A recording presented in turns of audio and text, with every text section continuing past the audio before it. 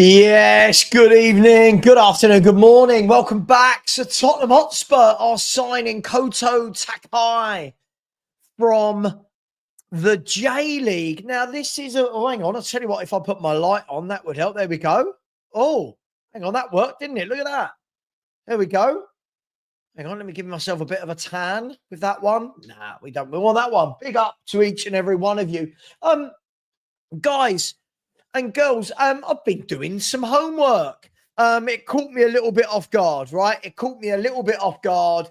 I'm in the middle of doing a live fan call-in show, and everyone's going, "Oh, Sava, what about this player?" And I'm going, I don't know. I don't know anything about him. I've not seen any news, and I'm trying to find out.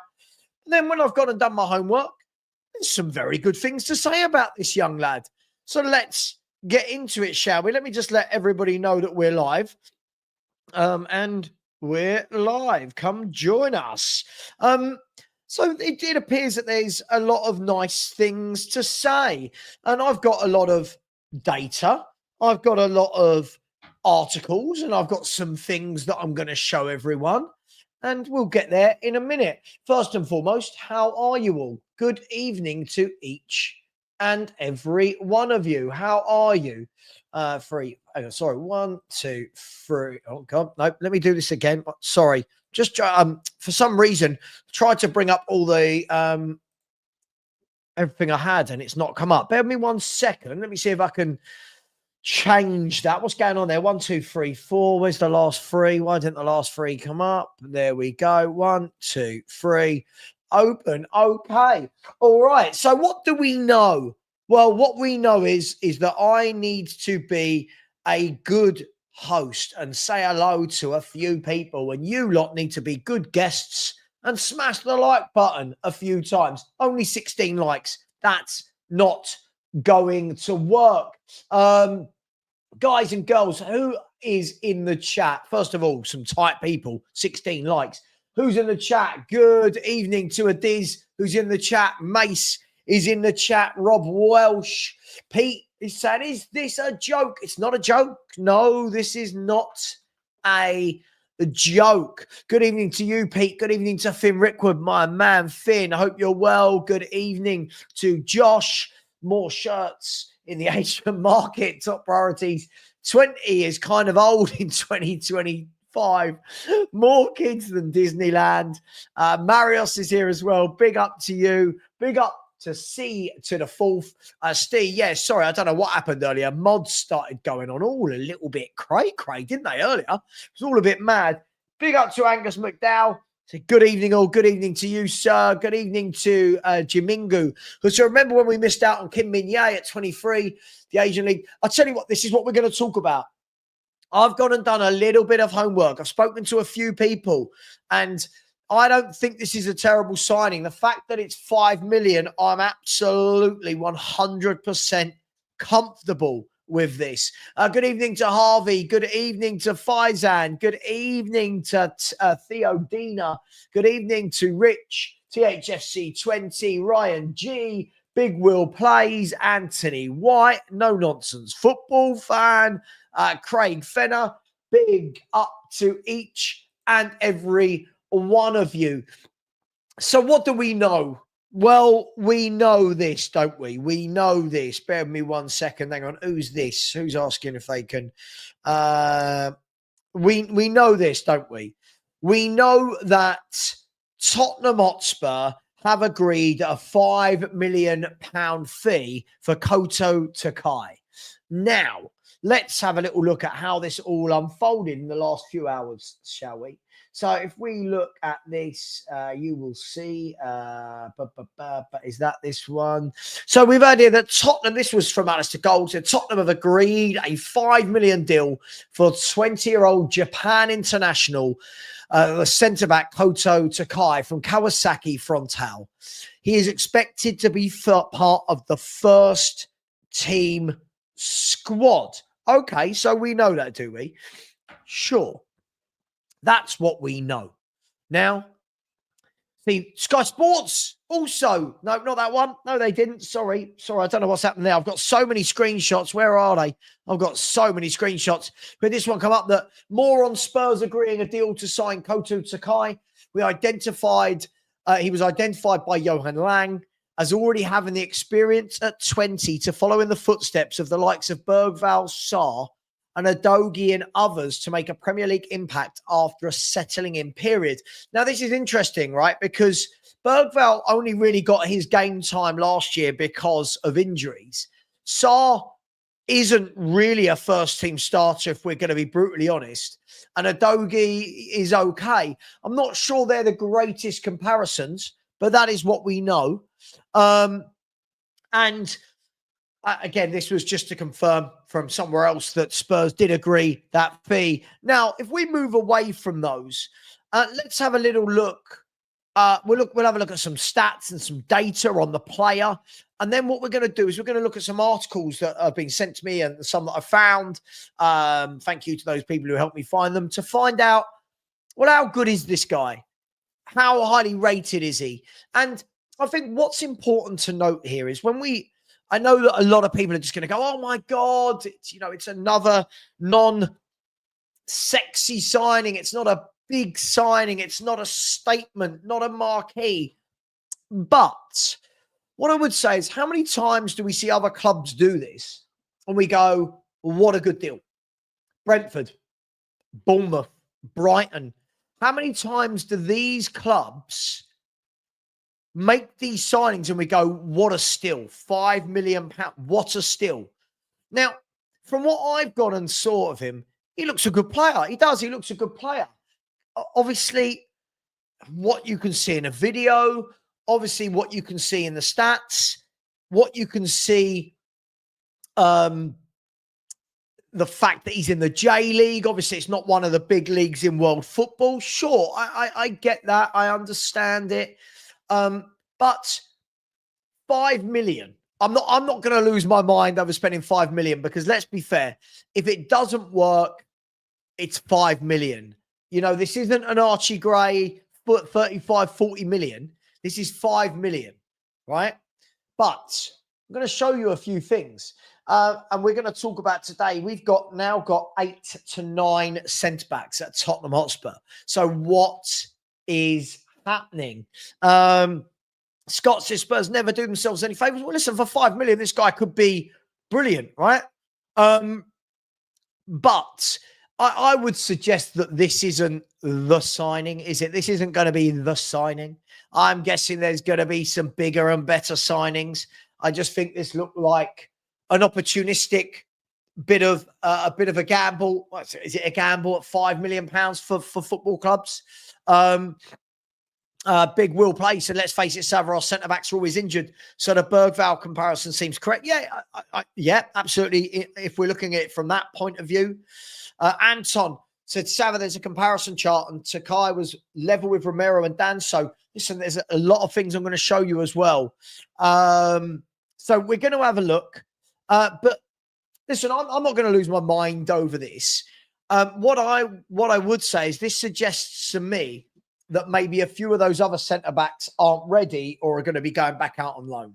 And by that, I mean Vuskovic, who's a kid, Dorrington, and Ashley Phillips. So what this suggests to me is that those guys aren't ready, probably won't be part of the first team squad, and that Takai will come in as the 5th centre-back. And if you look at that, you've got Romero, Van der Ven, Dragashin, Danso, and Takai. But you've also got Ben Davis there as well, who will probably be more of the left-back cover if he stays at the football club. So there's a lot of defenders flying around, and we'll have a look at all of these in a minute. Eggy Beefy said 5 million is a steal, literally. I would have him over as...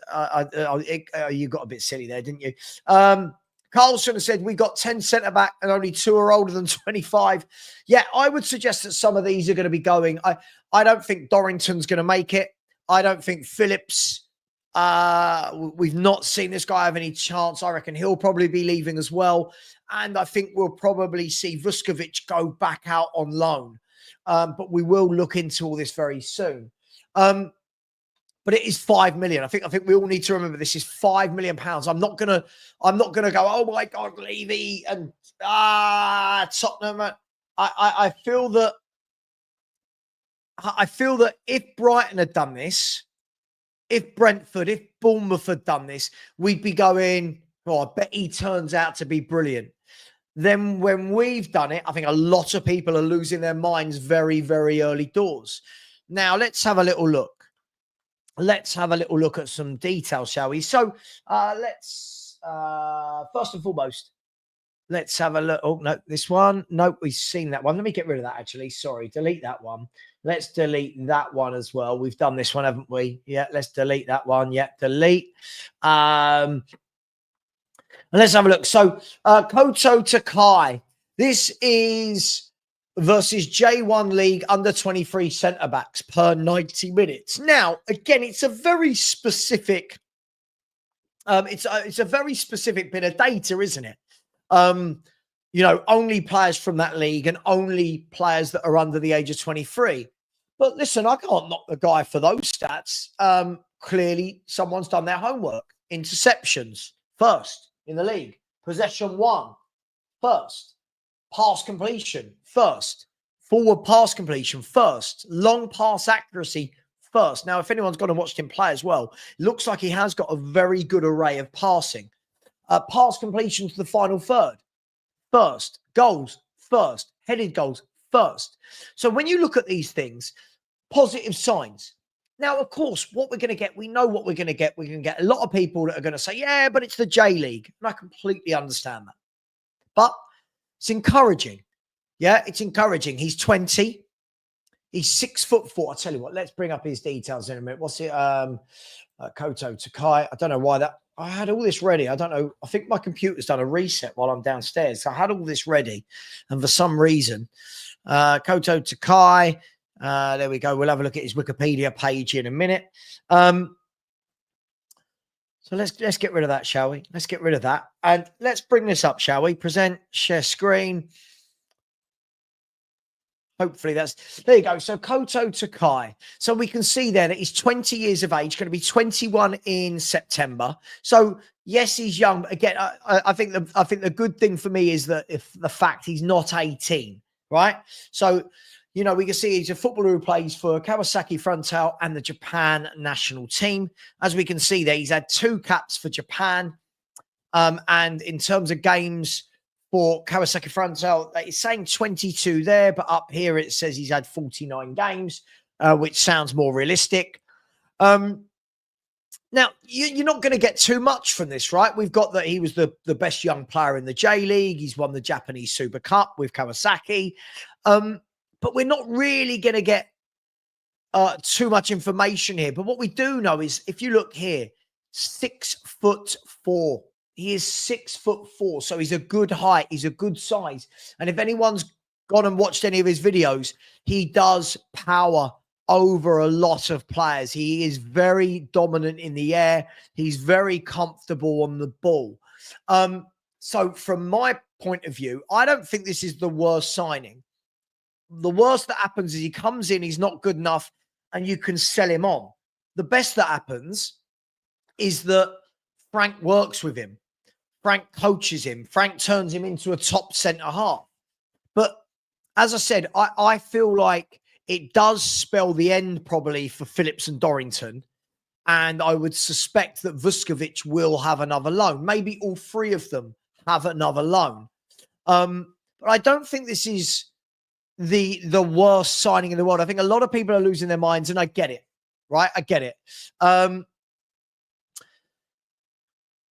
I think if this had been at the end of a transfer window and we'd not had signed players like the Eze calibers, I get it. I get we'd all be going into a meltdown. It would be terrible. And oh my God, what are we going to do?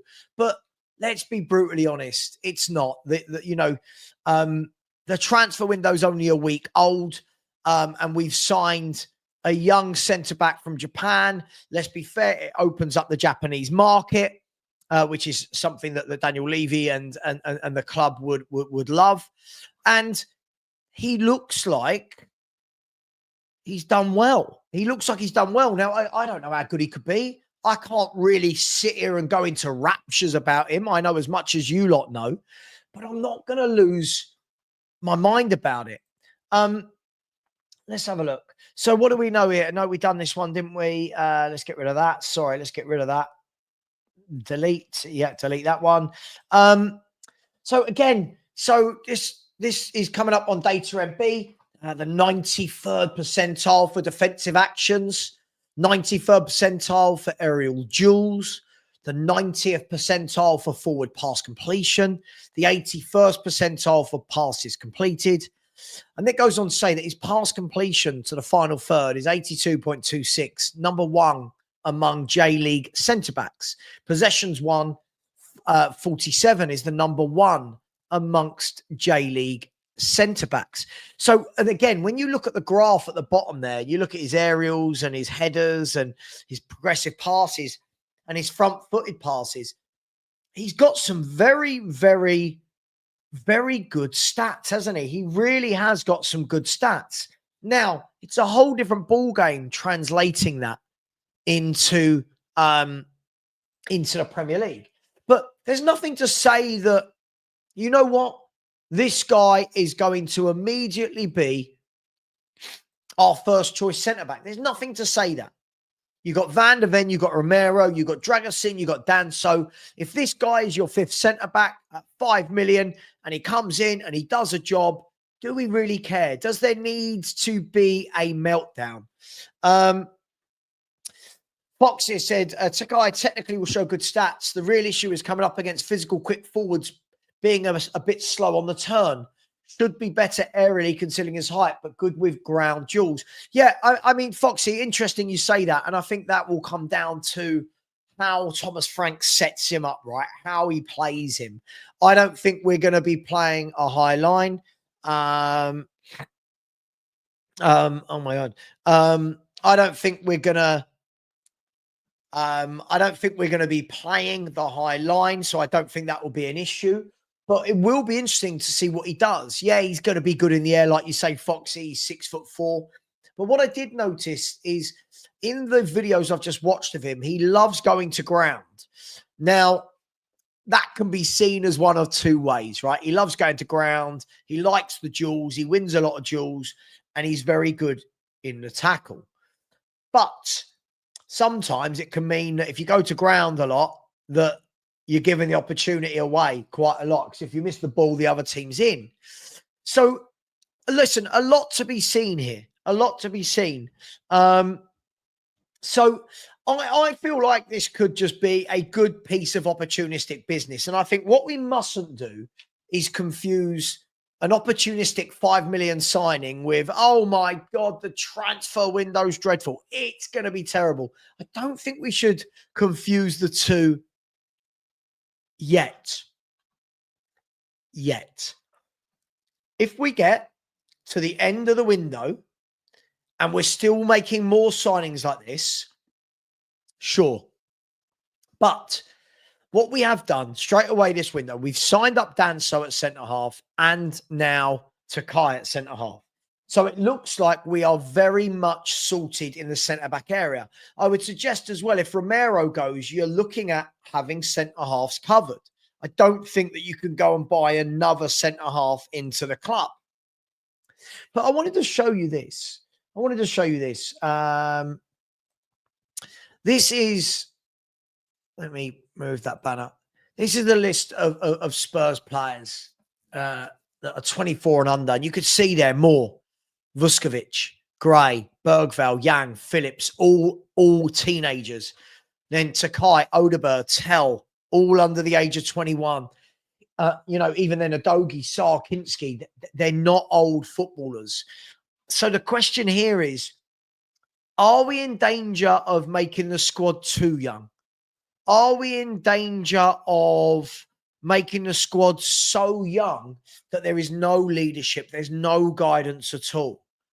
Because even then, when you look at that, a lot of those are first team players. Let's break it down. When you look at it, Odeberg and Tell, Adogi, Sarr, Dragusin, Johnson, Spence, Van der Ven, Bergvall. There's a lot of first team players there who are very, very young. As Chris said, Valise, Hill, Devine, Lancashire, Scarlett, Donnelly, not on that list. It's a lot. It's a lot of young players. So for me, I just think moving forward, we can't see any more surely in and around that age. At some stage, you've got to get them some experience to play with, haven't you? Read into this what you will. Some people love it. Read into it what you will. And absolutely, Phil, absolutely. We are well and truly covered. Now for the future. Listen, we need experience. We've got to make sure that we get some experienced footballers into this football club, and very, very soon. We've really got to do that, because if we don't, we are going to be left behind.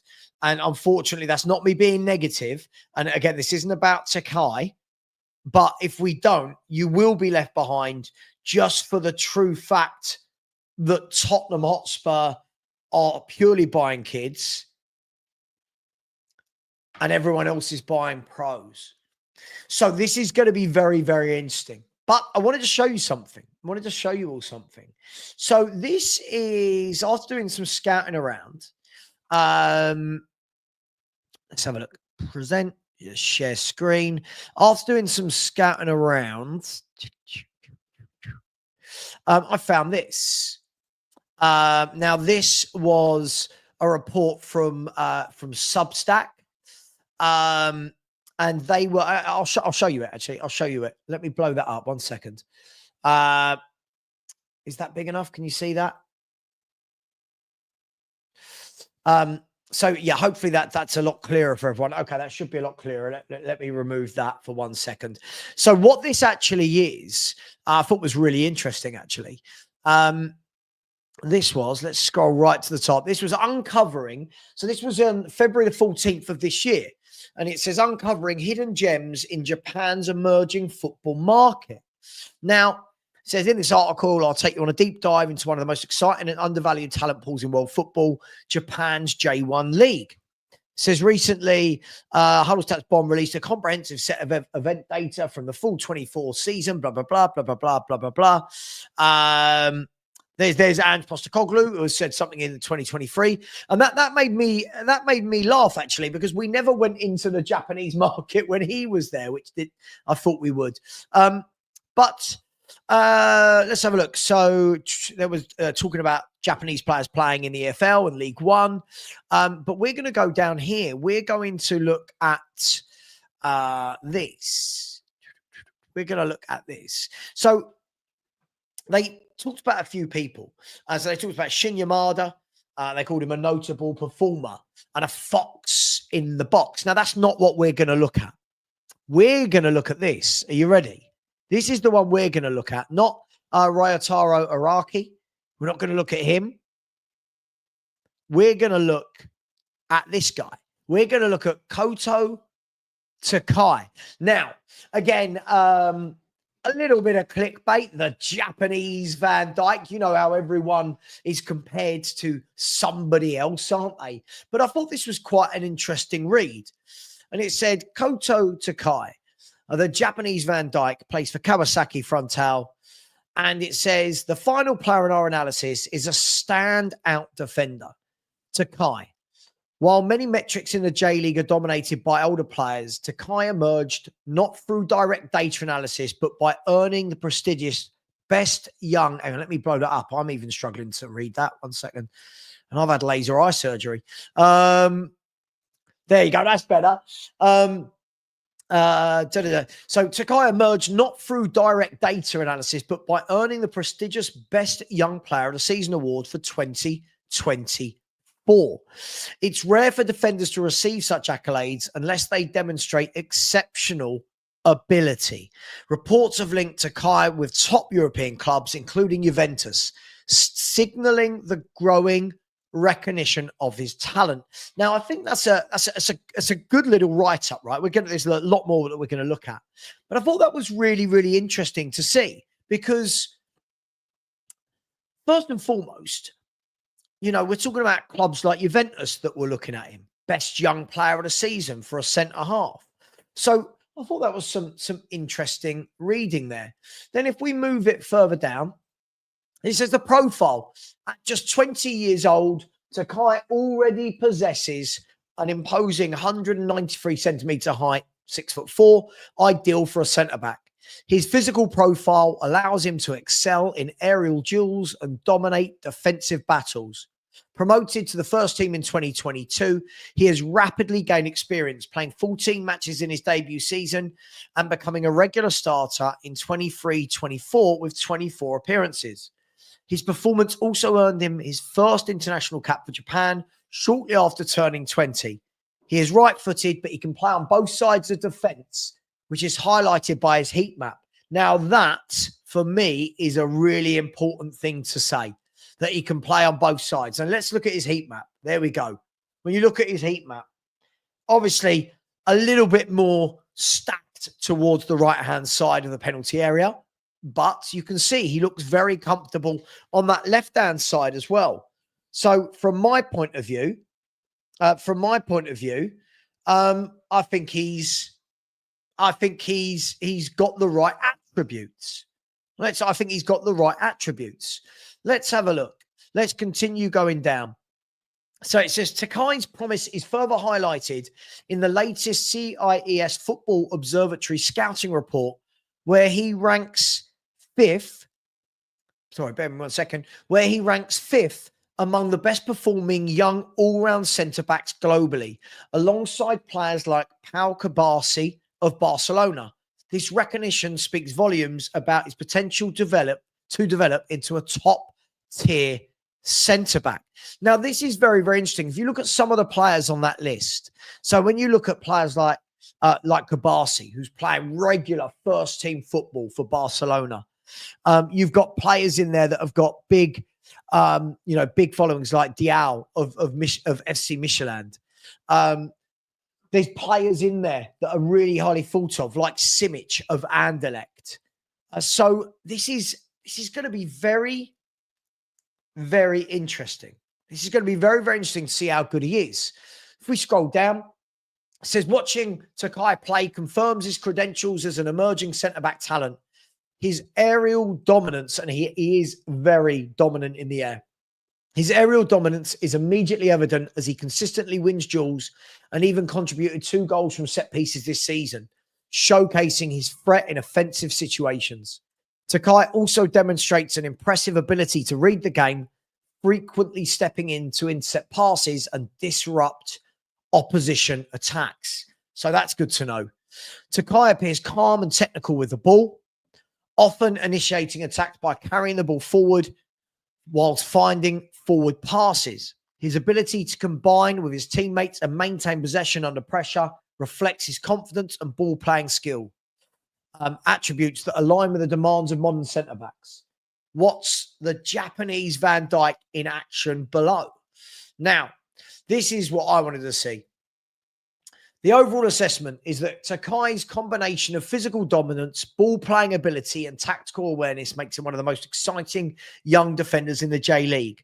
At just 20, he has the potential to develop into an elite centre-back. For an elite centre-back, his physical profile sets him apart, but his technical ability and reading of the game positions him as a modern defender capable of thriving in Europe's top leagues. Now, this is the worrying bit. However, his tendency to step out of defence can appear borderline reckless at times as he aggressively pursues the ball and opposition attackers. While this approach has proven effective in the J-League, benefiting from his physical attributes, it raises questions about how he might fare against higher level opposition. And yeah, listen, I get it. I think this is always going to be, and listen, I think we've read enough there, but I think look, there's a lot of good information to go by. we've got to take into account that anyone coming from a league which isn't a top European league is always going to have that question mark, aren't they? Of course, they're going to have that question mark. But as I said at the beginning of my stream, I think what we've got to be careful of doing is when we see Brighton, Brentford, etc., Bournemouth do this, we all turn around and go, oh, where did Brighton scout this guy from? Oh, they've got him for 5 million. They've sold him for 70 million 3 years later. Oh, Brighton are brilliant. So for me, I'm not 5 million. I'm comfortable as a fan. I'm absolutely comfortable with that, like that. I'm absolutely comfortable with that. What we've got to make sure we do moving forward is get in some ready-made footballers, right? That's what we've got to do. We've got to make sure we get in some ready-made footballers moving forward. We can't keep buying young players. Well, you can, but not if you want to be up there with the elite, not if you want to win leagues and Champions Leagues, as Mr. Daniel Levy talked about. So for me, I don't feel like this is one where we lose our minds. I don't feel like this is one where we go, oh, typical Spurs. It's 5 million. For me, I get annoyed when we spend 35, 40 million on Archie Grays. That's where I get annoyed. I don't get annoyed at 5 million on a young Japanese centre half. So time will tell. We'll see how good he is. Big up, Marius. Good luck tomorrow for your exam. Get some sleep. Good luck for your exam, my man. We'll see what they're like. But hang on. It's my face. I don't want to be like Brighton. They finished mid-table this season, never win anything. Yeah, sure. But that doesn't mean you don't ever buy gems, does it? Doesn't mean you never buy gems. No one said you had to do everything Brighton did. What I said was, is if Brighton had bought this guy and then in 2-3 years sold him for 70 million, we would do that like what we did with Kim Min-jae. Oh, how comes we didn't go and get Kim Min-jae? Look how good he turned out. So I do think there's a balance to be struck between losing our minds about the transfer window and actually seeing what could be a good opportunity. Matt, again, Matt, I don't know what you mean. Mbeumo, we haven't put a bid in for Mbeumo. He's a Man United fan. I don't know what you mean by choosing us over them. Spurs haven't bid for Mbeumo. So this is just a silly thing to say. If Mbeumo chooses us over United, it says a lot about his ambitions. Well, Man United are a bigger football club than us and they pay more money than us. He's a Man United fan and they've bid for him. We haven't. So unless we do, I don't really think your statement makes any sense. So I personally think buying young centre backs is a waste of time. We should buy young attackers. Hard to judge centre back talent. That doesn't make any sense. It doesn't matter what position on the pitch they are. That doesn't make any sense. Doesn't matter what position on the pitch they are. If you buy this lad and he turns out to be a really good centre half, we'll all be going, well, that was brilliant from the scouting team. As I said, fight is £5 million. In football, that's absolutely nothing. Matt is alive. I know. Where's he been? He's been licking the wounds, licking the Postecoglou wounds. Big up Phil, who said Brighton proved they scout well. I want to be on the level of Brighton in the scout. Yes. Now, again, Phil, thank you. Yeah, this is what I was trying to say. When I said like Brighton, I didn't mean, oh my God, we should just do what Brighton do. I've got nothing wrong with picking up gems. If you're picking up Bergvall, if you're picking up this guy, and then, you know, they turn out to be great, that's fine. I don't think this guy's being brought in to be a first team player immediately. I think he's going to need 6 months or so to get up to speed. But I think what they're doing, I think they're covering themselves, right? You've got Radu Dragashin, who is out injured, I believe, until I've seen some reports saying October. Some reports are saying November. Some are saying December. I don't know. So I think they're covering themselves on that front. I just think, I don't think Dorrington's good enough whenever I've seen him play. Ashley Phillips, I mean, we've had him for 2 years. He's never been given a first team minute. So you'd probably think that the club have seen enough or know that he's not ready. As I said at the beginning of the show, I would expect to see those two go out. I would expect to see Vuskovic go out on loan for another year. And I would expect us to have 5 centre-halves, of which Takai would be one of those 5. Now, that might change depending on Christian Romero. That might change depending on the injury status of Radu Dragusin. But depending on the formation we play, surely we do have enough centre halves now. But listen, you know, no, yeah, but Phil, that's exactly what I said. Phil, that's exactly what I said. Yeah. The scouting side of it is fine. Now, what we've got to do, like we said, we've brought in young players. Now, let's go and get some senior pros. But what I'm not going to do, Phil, as I said, I'm not going to lose my mind. I'm not just going to. I'm already seeing like Frank being blamed for things that. God, I mean, he's been in the door about a week. But for me, we'll see. We'll see what happens. I'm not going to lose my mind over it. I feel like everything's being used to beat the club at the moment. But what they've got to do from next week, we've got to see 2 or 3 that come in that go straight into that 11. We've got to see 2 or 3 that come in. For all we know, this young centre-back could be the best young centre-back in the world. I don't know. He could be awful. I don't know. We'll see, won't we? Yeah, I don't think Dorrington is good enough either, but anything can happen. He is 20 as well. All these kids need to go on loan. Of course. Absolutely. Absolutely, mate. This is, you know, when you look at it now, we've got Van der Ven, Romero, Dragusin, Danso, Takai, Davis, Dorrington, Phillips, Vuskovic. You've got 9 players that can all play centre half if we're going to put Ben Davis into that little selection. So I think that tells you a story. I think a few will be going. I think that Frank will already know that a few of them will be going out on loan. He might already know that maybe Romero wants to leave. I don't know. We'll see. We'll see. Matt has said, I'm expecting Frank to nurture and play the kids a lot. We have a good crop of youngsters. I want him to exploit their talents. Well, listen, he can't play all of them, can he? He's not just going to play a team full of kids, is he? Lee has said 5 million okay, but takes another spot up in the squad, which is already overloaded. And Frank has spoken about Vuskovic and Phillips. Yeah, I mean, Frank's spoken about a lot of players. I don't imagine that they're all going to be here next season. And agreedly, agree. I think that someone like Romero could be leaving through the door. We don't know, right? He might want that. He might want that. He absolutely might, which is why I'm not going to go in hard. If he wants the young players, cool, that's on him. If he wants them. But I think we're going to make a few signings that aren't youngsters. I think we're going to make some good signings.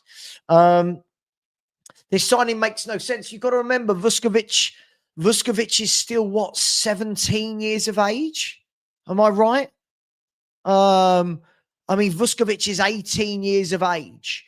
And Takai is nearly 21. So for me, I feel like, look, we don't know. I don't think anyone really knows how good Vuskovic is. I keep seeing that he's brilliant, but I'm guessing people aren't watching him a lot. Luca 14 said, I'm happy with the signing. I've always wanted him. Scores. Big up to you. Oh, absolutely. Absolutely. I absolutely think this is the calm before the storm. I do. As I said, I don't think Spurs are going to do anything properly until I'm guessing this deal probably won't go through until next week and be put on the books for next year anyway. But yeah, I agree. I agree with you. I think this is the calm before the storm. I think that you're going to see 2 or 3 bigger players come in. It doesn't look like one's going to be in Mbeumo. Man United have had another bid put in tonight. So we'll see. We'll see. I genuinely don't think we're just going to sign young players after getting into the Champions League. I don't. Absolutely really good player. But again, you know, Brighton, they went and bring in Belieber. No one knows who he is. And now everyone's going, oh, I'd love Belieber in midfield, right? So, yeah, good player. Lucky Singer said, time bulk now, Brentford, Tottenham, we're always going to buy. I don't know what that means. Rick said, I expect Takai to be disciplined and good on the ball, but agree he will need to acclimatise to the level. Of course, listen, he could step in and be brilliant from day one. He could step in and we think you need 6 months, you need a year. At 5 million, I don't mind. As I said, when you're bringing in Bergvals at 8 million, when you're bringing in Takai at 5 million, I've got no problem with that. What I have a problem with is when we're spending 45 million on Tell and 40 million on Archie Gray. That for me is when I don't like it. When you're spending really cheap on these young players, I've got no problem with it. Jason has said, I think he'll be sent out on loan. And if he does well, he might get a chance. Sounds like it could just be a future payday for Levy. That would be something he would not want. Let's see what we do. Listen, mate, do you know what? Maybe Jason, he comes in, has a couple of good years and we sell him for 50, 60 million in 2 years. I've got no problem with that. I've got no problem with that. Football clubs have to make money. I know that sounds all very serious and financial, but football clubs have to make money. Inter Milan, by the way, have signed Nicolas Zalewski on a permanent deal, 6 million euros from Roma. What a bargain that is. Big up Perchy for sending that through. So yeah, I do feel like everyone's kind of losing their mind over nothing, really. I really do. I get that we want to have a pop at Levy and Co for everything, but I do think it's silly. It's my face. Anyone who doesn't give Frank a minimum of 3 years, I'll call them out. Oh, good God. Him and his... Listen, I'll have the same energy for Frank that I had for Ange. Show me what you're doing. If you're not working out, I won't want you here. That doesn't matter who you are. But he is a coach. Haskinov said another marketing deal. Levy bangs on about winning Champions League. Yeah, but let's be brutally honest. I don't think that deal falls into worrying about our transfer budget, does it? You know, that 5 million that we're paying to the J League isn't going to take away from what we can do elsewhere. Now, when I will agree with you on this is if we get to the end of the window and we haven't signed top players. So let's see. If Romero goes, we need a replacement. We have centre-back depth, but nobody to replace him in the starting 11. I think you'll find that players like Danso and Dragosin will do just fine because they won't be playing in a high line. They'll play in a proper back four. Scott, watch these players in a proper back four. There's a reason that they were wanted, right? In a proper back four, they'll be fine. In Ange's system, they won't be. Vuskovic can be as good as Vardiel for the Croatian national team defence. Sure. Well, we'll see, won't we? We'll see. It's very early to be saying things like that, but we will see. Lots of people not very happy at all. Yeah, Sean, as I said, I don't think we will have come the first day of the season. As we said, I think what we've got to remember is that the club will know who's going to go in and out, right? Maybe Thomas Frank's already said, look, you know, Dorrington, he's not ready. Let's loan him out. Phillips, he needs another loan or I'm going to sell him. Vuskovic looks good, but he's young. I want him out on loan again. And then suddenly you go from 8 centre-backs to going, well, hang on, I've got Van der Ven, Romero, who are injury prone. I've got Danso, who's okay. And then I've got Dragosin, who's injured. So suddenly you've gone from 8 centre-backs to, I need some cover. And that's how quickly things turn, right? We've got to think about those things. Squad planning, squad depth. And thank God there are people that understand that. The Japanese Maldini. Let's hope so. Nobody is expecting Takai to hit the ground running. The potential is there. And he'll be under a great coach. Listen, I wanted Thomas Frank to come in because of that. He is a coach. Do I want him to get some senior signings? Of course I do. But I'm not going to say, oh, just don't give him any young players to coach. Not at all. Not at all. 5 million. As I said, I'm very comfortable. Absolutely. This is it. The 3 to 5 years thing only makes sense if you're progressing. I've tried to explain this to Matt, but he's never quite getting it. Hang on, what's going on with Sean on stream? Is Sean all right?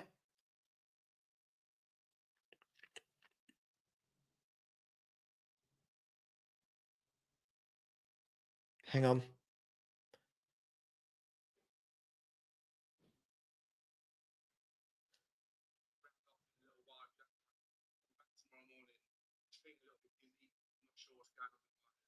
Okay, all right. It feels a bit dizzy. Okay, I'll check in on Sean. No worries. I'll check in on Sean. I hope he's okay. Yeah, listen, as I said, I'm not cheers, Steve. I'll ping him a message. I'm not as what I don't want to do is lose my mind over this sort of signing. I don't. 20-year-old, 5 million. I'm not going to lose my mind. What I want to know is get me an Eze, get me a Grealish, get me a Semenyo, get me. That's what I want to see now. Good question. Is it our first Japanese player since Kazuyuki Toda? God, Toda, that was a long time ago. Yeah, Sean, I agree. I don't think Danso does anything wrong. He gets a lot of heat and hate. But I don't see him doing any worse last season than Van der Ven or Romero did. I didn't see what he did wrong. Matt said, why are we acting like we'll have a good window? It's copium. No evidence suggests we will do what we need. Oh, Matt, you're back. Oh, how nice it is to have you back, Matt. You've gone and had your little crying session for 2 weeks about Ange, and now you're back. Love it. Dylan, big up to you. Said the scouting report you read, certain things remind me of Romero in a good way. Definitely can be developed to be a first-team player. Well, look, listen, scouting reports are exactly that, right? It's one person's report, but that's, at the moment, that's the evidence and the data that we can go by. I've gone and watched the same videos as I'm sure most of you have gone and watched. How much can you get out of that? It's difficult to say. He looks very good. He looks comfortable on the ball. He looks great in the air. Let's see. At the end of the day, over to Thomas Frank. He's now your player. Let over to him. Maybe he's got him in mind for next season. Maybe they bring him in and loan him out. I don't know. We'll wait and see. Lots of people not happy. As okay, we buy 5 million players, but if we don't get the players in to elevate us to complete, but these are two different subjects, aren't they? This guy coming in for 5 million doesn't affect the transfer budget, does it? So let's wait and see. Oh, God, absolutely. God, I mean, I've never gone into a company. This is why I've always said that Matt just says silly things. I've never gone into a company and they've gone, you've got 3 to 5 years to prove yourself. It just don't work like that. Listen, there will be projects. Yes.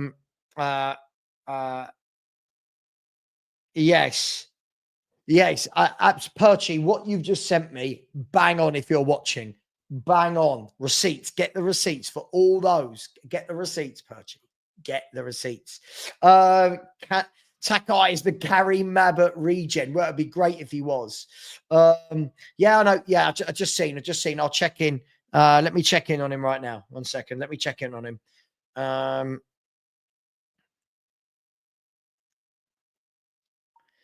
mate. Hope you're okay. A few people in my comment section are saying that you ended a stream early. You weren't feeling very well. Just checking in. Are you okay? Do you need anything? We'll see. I'm sure he's okay. Probably just a bit dizzy and needed a little bit of a lay down. Did Sean? We'll see. Can we follow up with Kubo? Oh, I'd like Kubo. I really would. I like him as a player. Kubo at Real Sociedad. Danny Kiriakou is here. There. Look at this. Danny Kiriakou. Aku. Are you serious about what? Matt is back until Ange finds work. Yeah, when Ange moves, he'll move as well. Listen, I just thought that was some good. It was a good report to read on the young lad. He's not too young.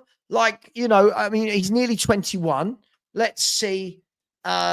Let's see what happens. Maybe we loan him straight back out to a championship team.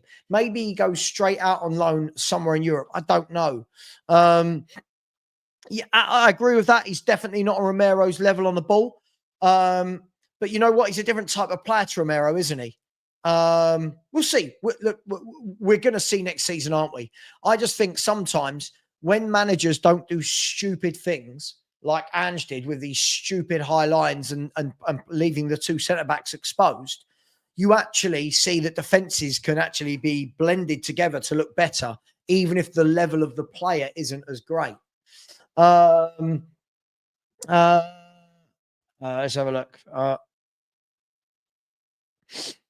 Okay, yeah. I just spoke to Sean. He's dizzy.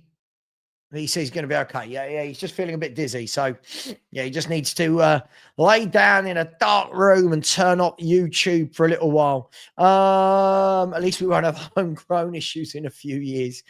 Oh, dearie me. Hello, hiring manager. I need to get paid for at least 3 to 5 years. Judge me not in year 1 or even 2. Yeah, it's mad, isn't it? It's absolutely mad. Yeah, only 5 million, Danny. Only 5 million. It's not the end of the world. Only 5 million. Yeah, I'm starting to see a few of these now. Hang on, let me send one to myself. Who sent this? So many. I saw this one. That have you seen? So it was John Cross of the Mirror. Hopefully my screen's not too. There you go. John Cross of the Mirror said Tottenham get encouragement on Eberechi Eze deal as they prepare to turn to Crystal Palace start. Now that's one. I've seen 2 or 3 of those tonight. Now this could be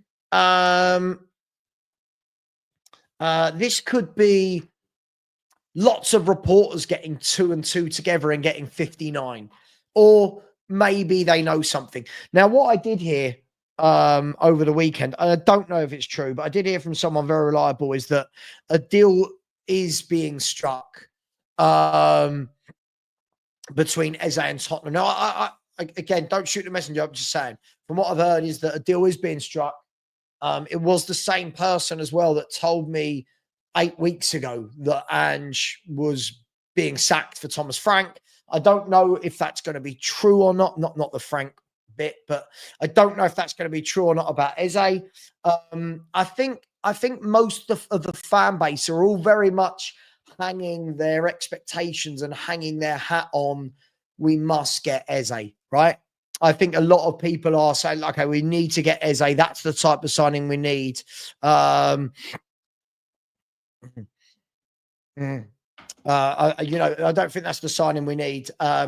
Sorry, lots of people saying that's the signing we need. It's the signing to galvanize this team. We'll see, right? We'll see. If Eze comes, what are we going to say? All the people that are saying our typical Spurs, are we all going to turn around and say, well, fair play, you got that deal done, looks good? We'll see. We'll see. If, hang on one second. Yeah, but we've got someone that can coach some of these younger players now. We didn't have that before. We had an absolute clown. Sorry, just, we'll see, right? I hope that an Eze deal is struck. I feel like that would give everybody a lift. I feel like that would give everybody just something to hang on to, something to get excited about, something where we go, yeah, I want that Eze shirt, or I want to go and watch Spurs now because Eze's going to get on the ball and he's a maverick and he's going to make something happen. I really, really, really hope we do. Now, lots of people saying that Crystal Palace will sell. He's got 2 years left. I don't know. Listen, people say we don't need Eze per se. I'm taking Eze. I'm taking Mbuemo as well, or Semenyo, or Kudus. I just think we need something different. I think we need some players that make things happen out of nothing. Eze is one of those. So is Semenyo. So is Kudus. These players make things happen. We've got too many that are kind of square pegs in round holes. Johnson doesn't make something happen out of nothing. Son used to, but doesn't really anymore. Kulu for me, doesn't really make things happen out of nothing. I just feel like we need that little bit of je ne sais quoi. We need a little bit of my man David down here. David, that's David Ginola. The great man. I just feel we need something as a fan base as well. I think we need something where we all go, yes, that's the signing, right? Please bear with me.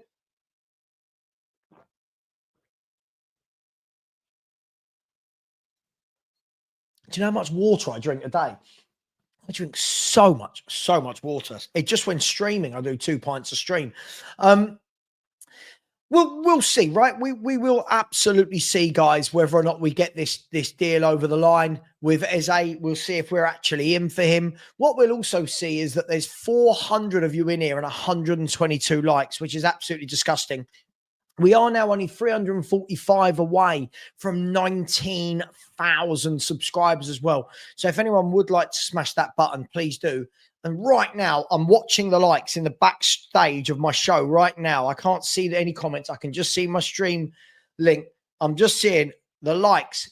People, there's 400 of you in here and 135 likes. Please smash that button. It really does help. I'm giving you your third stream of the day. I've tried to provide you as much information about Kota Takai as well. So please, the least you could do for me is surely just hit that like button. Thank you very much. Listen, as I said earlier, I feel like we might start hearing a bit more about players like Semenyo, about players like Eze as we go into July. But we're starting to see reports just slowly trickle in.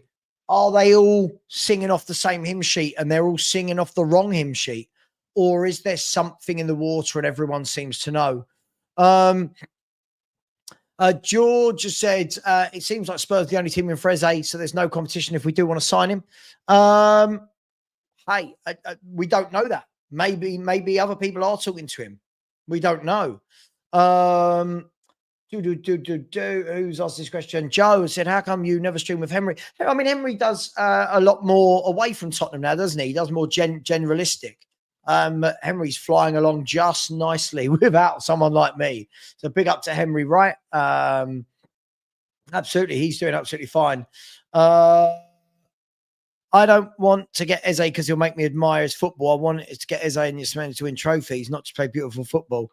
Yeah, but Ellie, I could say, Ellie, you're being that arsey again, aren't you? I mean, sure, but you know, at the same time, I want to enjoy my football. I want to enjoy a football. There's nothing wrong with wanting to see players that you enjoy.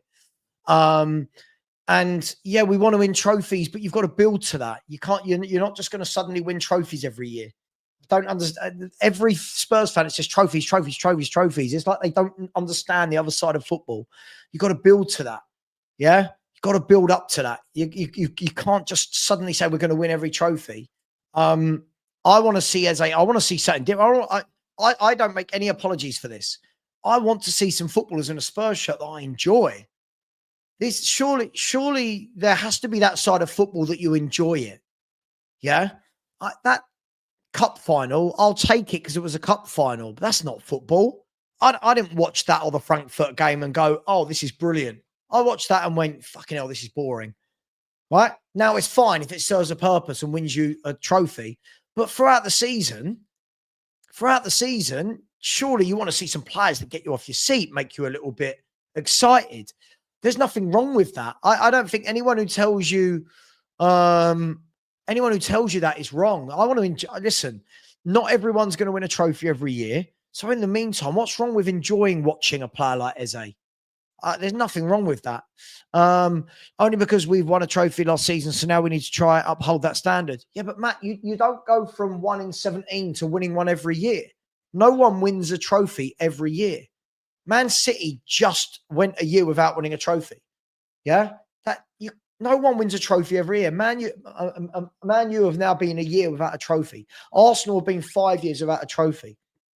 No one wins a trophy every year. No one. It's mad. I get it, right? Listen, I'm not one of these that says the Spurs way. I do want to see a few players that excite me. And if that's wrong, shoot me. Shoot me now. Put me down if that's wrong. But I want to see, I watch football because I want to be entertained. I don't want to watch people that just run around, stick 10 men behind the ball and crash, bang, wallop. I want to see my Ginolas. I want to see my Messis. I want to see my Ezes. I want to see the Mohamed Kudus type players who get the ball and jink past people and do something.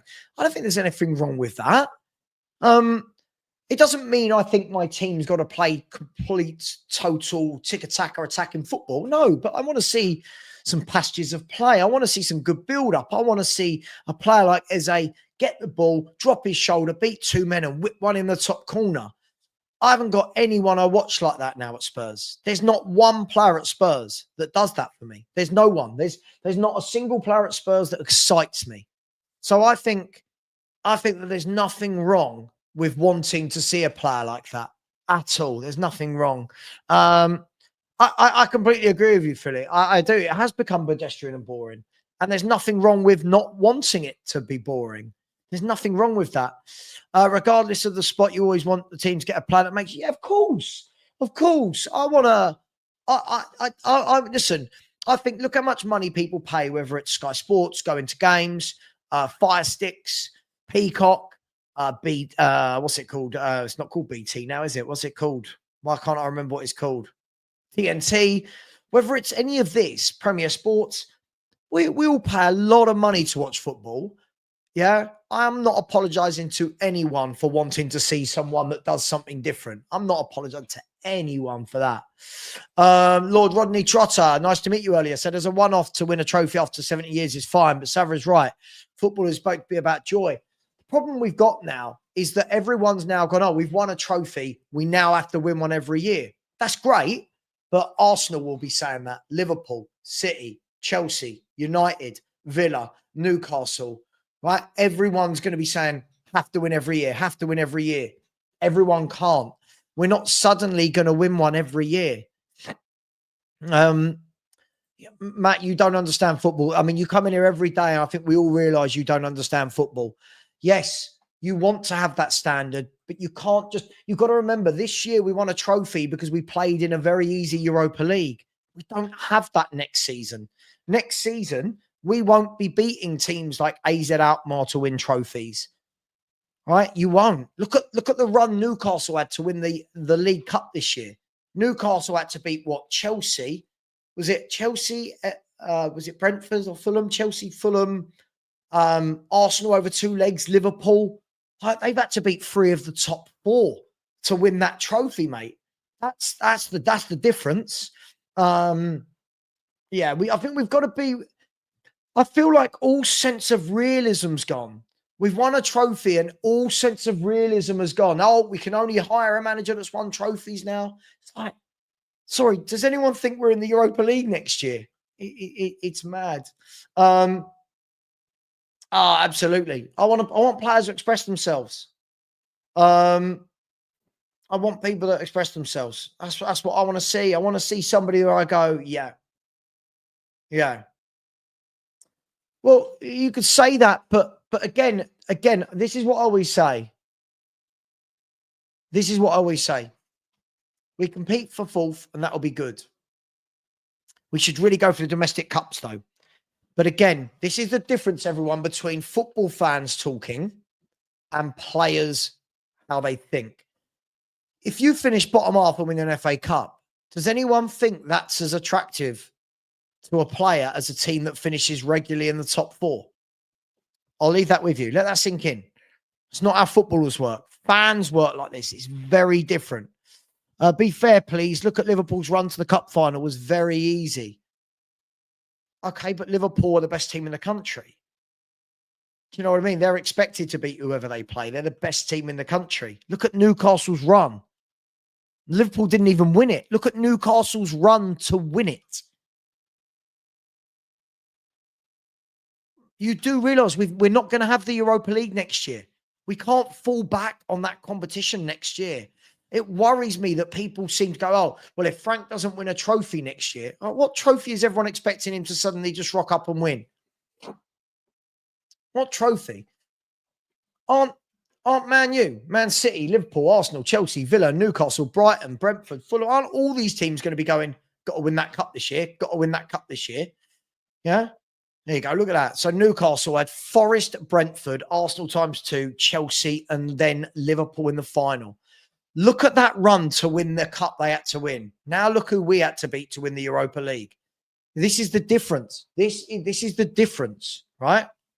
This is the difference. We don't have the Europa League to fall back on now. We don't have that to fall back on. I don't think fans are understanding that. Honestly don't think fans are understanding that.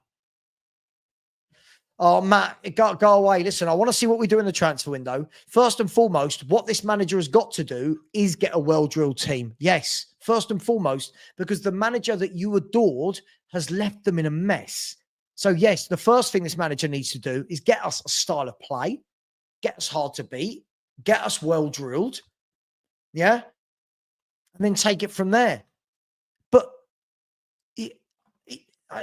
what I don't understand people like Matt, I don't understand this. Do I want to win a trophy every year? Of course. But I'm not as immature as Matt in thinking that we're going to win a trophy every year. All these fans that go, if we don't win a trophy, we failed. On what metric? On what metric? Should we be winning a trophy every year? Are we that good? Man City, now them not winning a trophy. Now on that metric, that's poor. That's poor. But it's the first time it's happened to them in like 7 or 8 years. Spurs, we've won 1 in 17, and we just suddenly think we're just going to rock up season after season now. Trophy. Now, we might win the FA Cup or League Cup this year coming up. We might well do. But it doesn't mean we're going to win one the next year. You don't just win trophies every year. Liverpool don't win trophies every year. And they're one of the biggest clubs in the world. Arsenal, massive club, haven't won a trophy for 5 years. Do you know, like, we've got to just think that people need to just curb expectations a tiny bit. I think they've got to realize how bad a situation we're in. Reezy, I'm going to beg you, please go to another channel, mate, because you're now trolling. Who's lowered our standards? Mate, we're 17th. Reezy, how can we lower our standards lower than 17th? That lower than that is relegation. You've got to remember that the manager you're talking about last year had the Europa League. The manager this year does not have that tournament to fall back on. This is where you say such childish. I feel like you are a child. I'd love you to come on one day. I do think you're a child. Not being rude. I just think the way you say things. How on earth have we lowered expectations? I want to get up the table. That's upping my expectations. You were happy with 17th. I keep saying it. We are not in the Europa League next year. Everyone's not understanding that. We're not in the Europa League. We can't fall back on the Europa League. We're in the Big Boys League next year. We're in the Champions League. Big up Scott. It said 1 fluky trophy. Now we have to win a trophy every year when City don't, Liverpool don't, Bayern don't, Real Madrid. Mate, it's crazy, isn't it? It's utterly crazy. It's so mad how... I think the problem is we've got too many new Spurs fans that are children that think we're bigger than we are. We've got too many, the Matts and the Reezes, I think they're very young children that think that we're better than we are. Oh, we've won a trophy now. Oh my God. Well, you have to win one next year. It's like, whoa. Yeah, we want to win one next year. But suddenly, if we don't win one, failed. We failed. Spurs failed. It's like, whoa. Madness. Absolutely madness from some of our fan base. We might fluke a Super Cup. Be interesting to see. Yeah, we might get the Super Cup. I'm much more inclined to think we can get a result with Frank in charge than with, imagine Ange's system against Man City, PSG. So for any team, not just Man City, let's take Newcastle. Didn't win everything in 47 years. Their fans love some of the football they had. Ginola put on zilch. Their fans were craving to win as well.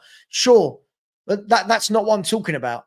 You want to win, but I'll be honest. If winning a trophy next year meant we had to put 10 men behind the ball every game, sod that. Oh, God, no. That's not football. That's not football at all. But who doesn't? Everyone goes into these tournaments aiming to win them. It's just sometimes you play against better teams. That's just life. Oh, mate, I don't know. It's months away. I don't know. I don't know. Maybe PSG rest some players. Maybe they come out and batter us. Who knows? Who knows? Yeah,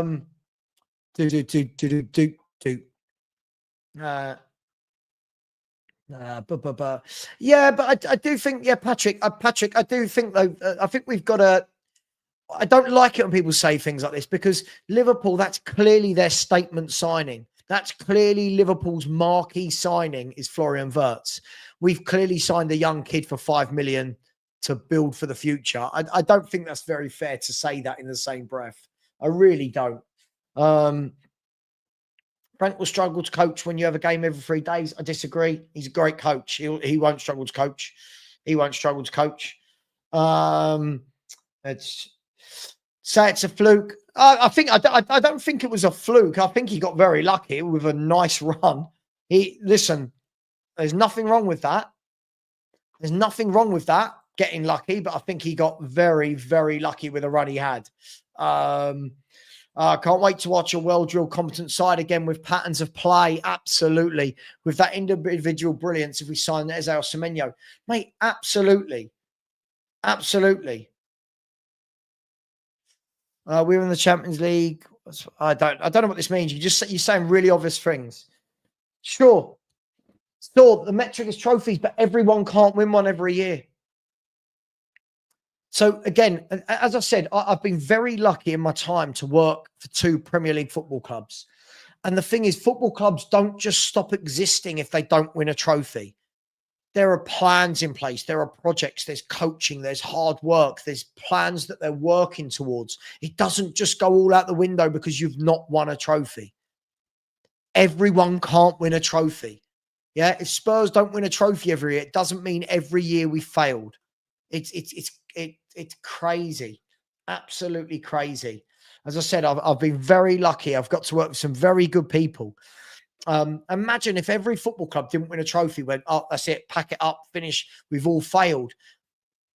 The big clubs win the big trophies for a reason most of the time, right?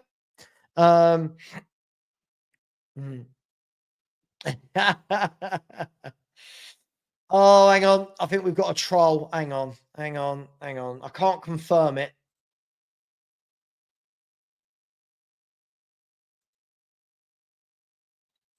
Troll. We got a troll. I love this. Sava has a bottler's mindset. I mean, what does that even mean? A bottler's mindset. I don't know what that means. You celebrate league finish. Okay, mate. Yeah. I mean, I did a fan call-in show earlier. I didn't see you brave enough to call in, troll, did I? Ellie, you're saying a lot of stupid shit right now. I'm not gonna mix my words just because it's you. You're starting to say a lot of nonsense to me now. You're saying you say the most obvious things and make it out like I didn't know. Get it, Sever. We have to be ambitious, though, not just beautiful football. That's not what I said, though. It's not what I said. Not listening. People don't listen. I never said it had to be. Give up. Oh my good God. Our fan base is fucking stupid at times. It really is. Big up Andrew. Yeah, me too. I'm happy to have a tactical manager back on the sidelines. It's been crying out for. It's needed. It's absolutely needed. Frank was right in saying we need to make our stadium a fortress. Absolutely. I feel we have lost that. In fact, I don't think we made our new stadium a fortress. Completely agree, Phil. Completely agree with you. We've got to be hard to beat. Under Ange, everyone came to our stadium and beat us. I mean, we won 6 games at home in a season. It's just, it can't happen next season, and it won't. We'll be much better at home. Sava, do you think we'll get an FA? Mate, listen, I mean, we haven't seen the transfer window for all the clubs, but look, all the while City are in it, Liverpool are in it, Arsenal are in it, Man United are in it, Chelsea, Villa, Newcastle. Every one of those fan bases is saying, we want to win this cup. We want to win this cup. It's all going to be about the luck of the draw. It's all going to be about who's got injuries at the time when those games happen, who's at home, who's away, lots of different circumstances. Yeah.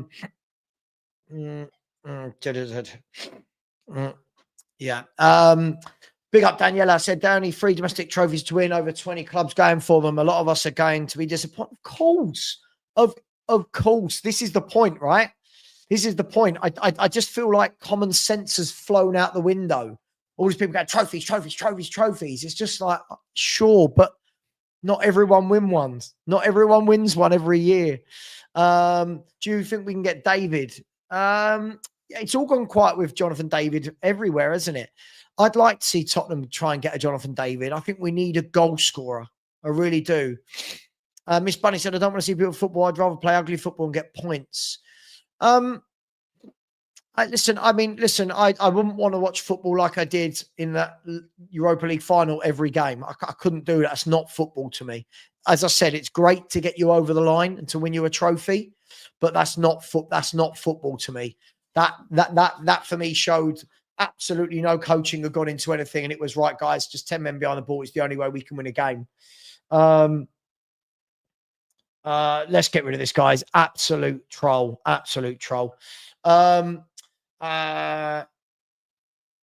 I believe that Kulusevski and Maddison can play together? Yeah, I do in the right system. Sure, but I'd like to see somebody different than Kulusevski. Terry, I try. It's just unfortunately we got a lot of silly comments that go in.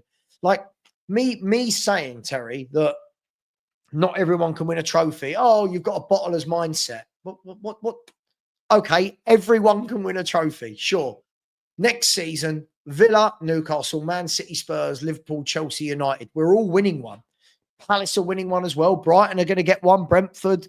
Not everyone can win one. It's just mad, isn't it? It's not just with Ange. Previous to that, our stadium has never been frightening to go. Look, Poch made it bloody difficult to come to Tottenham, didn't he? And no one, and when you say it's not just Ange, no one had as bad a home record as Ange. No one. Stava, who so far is the better window? City, Arsenal, and Liverpool. I don't know. I think it's a close call between City and Liverpool because Frimpong and Kirkes for me are good signings, whereas Wirtz is a top signing. But Man City, I think Rhines is a very good signing in midfield. Rayan Cherki, very good signing. Ait Nouri's a very good left back. I don't know. I can't pick between them. Why are you so far off your feet over Frank? Why are you so far off your feet? What do you mean? What are we talking about? Ringo. Oh, I think we've got a troll. We'll monitor Ringo. We'll see if that's a troll. That football worked against AZ, Bodo, and 16 Plate United. Exactly, mate. Scott, exactly. And I know people don't like to listen, Scott. I'm not saying every game needs to be tiki-taka. I'm not saying every game needs to be prime Pep Guardiola at Barcelona. But I do want to see some football. I do want to see some style of play where we're hard to beat, where we look like a well-drilled team, patterns of play. You know what I mean? Hey, it is what it is. Wigan won the FA Cup. Yep. Thanks for the history lesson. Gerard's. Hi, Sava. Daniel has been a cash cow. Has seen a cash cow in Frank. More than 70% average profit for players. Frank has only come to stabilise the ship and make money.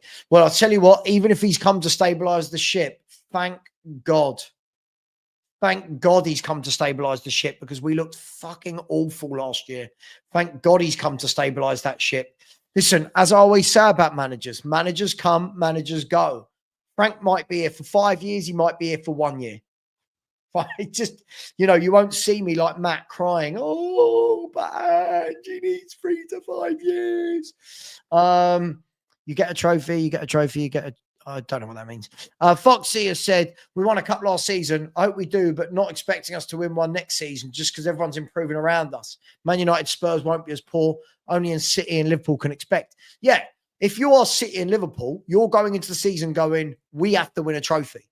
We have to win a trophy. We've spent buckets of money. We're the best 2 teams in the country. Yes, they have to win something. Only if patterns of playing come to football lead success will Levy keep Frank. If he doesn't, at least get a European spot, top 4, 5, 20 Champions League. Levy, he's not patient. Yeah, but hang on. We're so far off the top 4 or 5 at the moment that we don't know that. We're so far off it. Ange left us in 17th, Ellie. 17th. And we suddenly going, right, you've got to be 4th. Fucking hell. That's 13 spaces you want us to climb. Come on. Where's the common sense gone with our fan base? I genuinely don't get it. I genuinely don't get what's happened to the common sense of our fans. We've seen a manager finish 17th. We're going, this guy's got to get 4th. What? What?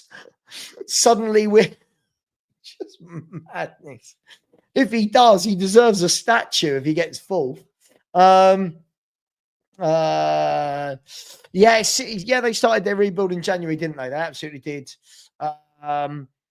Frank played terrorist football you hated Conte for. You don't know why I didn't want that. Again, you're talking shit. You don't know why I didn't want Antonio Conte at this football club. I've said it a million times, but unfortunately, idiots like you don't ever listen.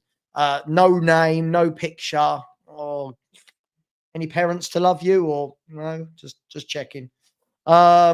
These people are absolutely, mate. Honestly, he's one of them that, because Sava didn't want Conte, they don't actually listen to why I didn't want Conte at Tottenham. They go, "Oh, you hated his football." By the way, if anyone watches Thomas Frank's teams play, they don't play like that at all. It's absolutely madness. Dylan has said, Sava, I think people forget that in the Champions League run to the final under Poch, the stadium was deafening. Aguero missed the penalty and Son scored the winner that day. Yeah, listen, under Poch, we were bloody good at home. Under Poch, we were bloody good at home. Under Ange, it was just embarrassing.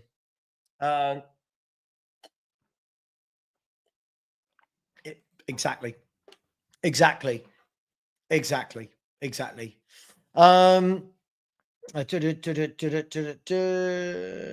are we? Andrew John said, some of the fans worry me. Been Tottenham till I die 33 years, and you take good with a bad, more often the latter. Let's give Frank some time. Oh, mate, it's utterly crazy. It is absolutely crazy. This fan base is crazy. Look, again, maybe because I've got standards. You don't have standards, Matt. You were happy for Ange to finish 17th. You don't have any standards at all, Matt. Don't tell me you have standards. Everyone in here saw you championing Ange, who finished 17th. Every week you came in here and said, free hit, free hit, free hit. Somebody with standards doesn't say free hit. Never use the word free hit. One day, Matt, you'll come on and man up a little bit. Crazy, isn't it? Suddenly we've got to rise 13 places all of a sudden. Levi, I genuinely don't believe that everyone understands how bad Ange has left us. I genuinely don't believe that they realize just how little coaching has gone into this team and how no one has improved. Danielle, absolutely. Absolutely.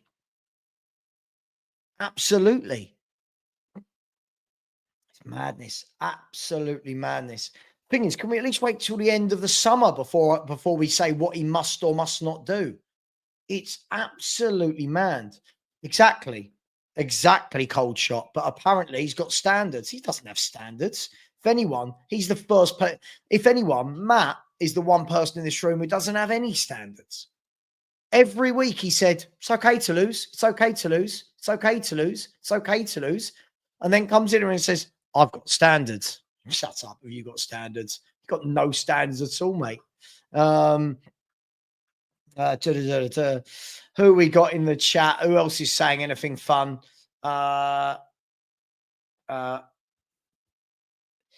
No, but I've never saw Spurs mod on Lee Gunners channel. What are you doing? Trying to get some intel? I don't think that's for me. Who cares? He did what he needed to do. Win. I care. I don't want to see my team in 17th and lose every week. Again, that's no standards right there. Who cares? I care. Everyone in the chat, hands up. Just say you care, right? I care. Just say I care in the chat if you cared that we lost 22 games and finished 17th. I bloody cared. I cared. Oh, yes. But yeah, listen, I think the problem is the bigger I've realized I've got to deal with more silly people. But that's fine. It is what it is. Unfortunately, the internet allows people who are absolutely shit scared of the real world to actually grow a pair and talk normally. Matt and Reezy are the biggest examples. Matt's been offered to come on here for a year and he can never, ever come on. Always got an excuse. And you know, yeah, exactly. I cared. I care. I care. I cared. Exactly. Exactly. Exactly. Exactly. Sav, humble yourself. Humble myself. We nearly got relegated about humble myself. Who the fuck are you telling me to humble myself? Jog on. I care. Yeah, I care. I care. I care. I care. Yep. Yeah, exactly. Exactly. Look how many people cared. I cared. Exactly. Look how many people cared. It's unacceptable. Unacceptable. Big up, Lisa. Exactly. I didn't like watching my team lose week in, week out. And people going, yeah, but he lifted a trophy. I don't care. Every week I watched Spurs. I was embarrassed. I care big time. Exactly. My man Chris saying, of course I care. I paid £1,400 for the privilege of watching that crap. Exactly. You can come on. Of course you can come on, Ellie. You've not wanted to come on stream with me for ages, but of course you can come on. Of course you can come on. I'll send you the link. Let's get Queen Ellie Madison on. At least she's changed her name now. Bear with me, Ellie. At least, see, Ellie's got a pair, unlike Matt. Matt is the big. We've all seen, right? Hang on. Where's my? Where are you? There you go.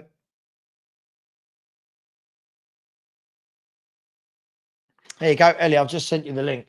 Let's see if Matt comes on. Matt, everybody, let's get Matt on. Exactly, Steve. I expect to win 22 games, not lose 22. Absolutely, mate. Big up to my boy out there, Leo, out there in Denver. Absolutely. Big up to you, my man. I hope you're well. Matt is a bottle job. Absolutely, Matt is a bottle job. He has bottled it so many times. We should start calling him Matnell after Arsenal. Matnell. You're now Matnell. Everybody change him in your phones. I care. Exactly. Exactly, Terry. The season ticket. Yeah. Ellie cared. Maya cared. Sam cared. Daniel cared. Exactly. Sure. But just because I care about winning trophies doesn't mean I want to finish 17th. I don't understand why it has to be one or the other. Paul, yeah, you don't have to care, mate. See, again, people like Phil didn't care because he won a trophy. But I mean, these are people who don't like football. If you like football, how can you want to watch your team lose every week? How can you want to watch that god-awful style of football every week? Sava, my barber is called Sava. Say hello to your barber for me. Whereabouts is your barber? So would you rather finish 6th last season and no trophy? Why is it always either or? Why couldn't we finish 6th and win the trophy? Why? Why? It wasn't a hard trophy route. So why couldn't we have done that? Ellie. Hello? You're on mute, Ellie. Can you hear me? I can hear you. You're all right? I just wanted to come on to defend myself because you've been calling me out and I'm going to come back at you. Do you know what, Ellie? Ellie, Yeah. when I call people out, you know deep down I'm hoping they're gonna bite and come on. So well done to you. Yeah. So I bit, right, but obviously my camera's off, so I'm in my PJs, so I didn't want to sort of scare people, right? So what I wanted to say, like, if you read what I actually said, right, I didn't put a time scale, just like Levy didn't put a time scale on winning the league and the Champions League. So that's the first marker I want to put out there. And secondly, I said that yes, it's lovely to play beautiful football and to play organised football, but if it doesn't lead to anything, and Levy's the one who holds the key, right? I didn't say Frank can't do it. I said Levy's the one who pulls the plug on people. That's what I actually said, Saba. So put that in your pipe and smoke it. Ellie, don't you start getting aggy. Listen, I just wanted to come on and defend my stance because I thought I was being clear. You were. I was just poking. at the bear, Ellie. That's all I was You're doing. backtracking now, like Levy. Do you know what's funny? Is like someone in the chat just said to me, all you're doing is arguing with people these days. It's as though they've never seen me as a YouTuber and seen my format. I love it. I love a good argument. Yeah, damn right. The Big up best to Jess. arguments are between you and Sean, I must admit. So I thought I'd come and give him a bit of L, a bit of Elster. Yeah, listen, when Sean and I have those debates, it's brilliant, and I do hope he's all right. Yeah, I hope he's all right as well. He wasn't feeling too good. Just quickly, no nonsense fan. When you say Sava gets annoyed easily, do you know what it is? No nonsense football fan. I call people out because I have very low tolerance for stupidity. I have zero tolerance for people like Matt and Reezy that have condoned losing every week this season, and then turn around and go, "Yeah, but we've got standards." I'm not having it. Yeah, that is true. That's why I thought I care about where we finish in the league, but I also care that we play beautiful football and it leads to something. That's what I was saying. I love like you see what I said about Man City. I said if they played all that beautiful football and they won F all, I'm not going to swear on your channel, and they won nothing. The Man City fans wouldn't be all raving now, would they? They'd be thinking, "Oh, we played all this great football, but we've got nothing to show for it." Just like we did with Poch.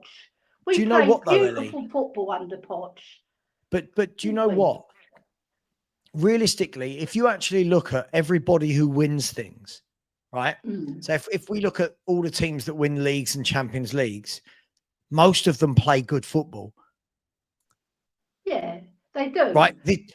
There's a huge difference for me between putting 10 men behind the ball in a final against Man United and being able to do that week in, week out in the Premier League. Because you know, as well as I know, if Spurs played like that every week, one, the fans wouldn't put up with it. And two, most teams in the Premier League would beat you if you give them 20 shots on goal every week.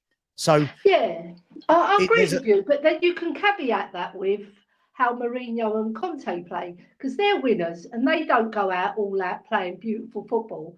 They're more pragmatic. So there's two sides to football. There's pragmatic football that you play solid and you get the job done, like Arsenal did when they used to win 1-0, right, and win trophies.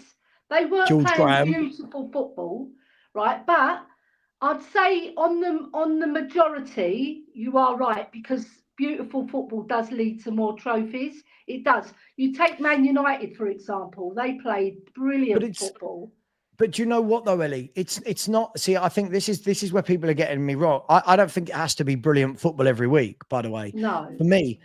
For me, I don't watch Liverpool.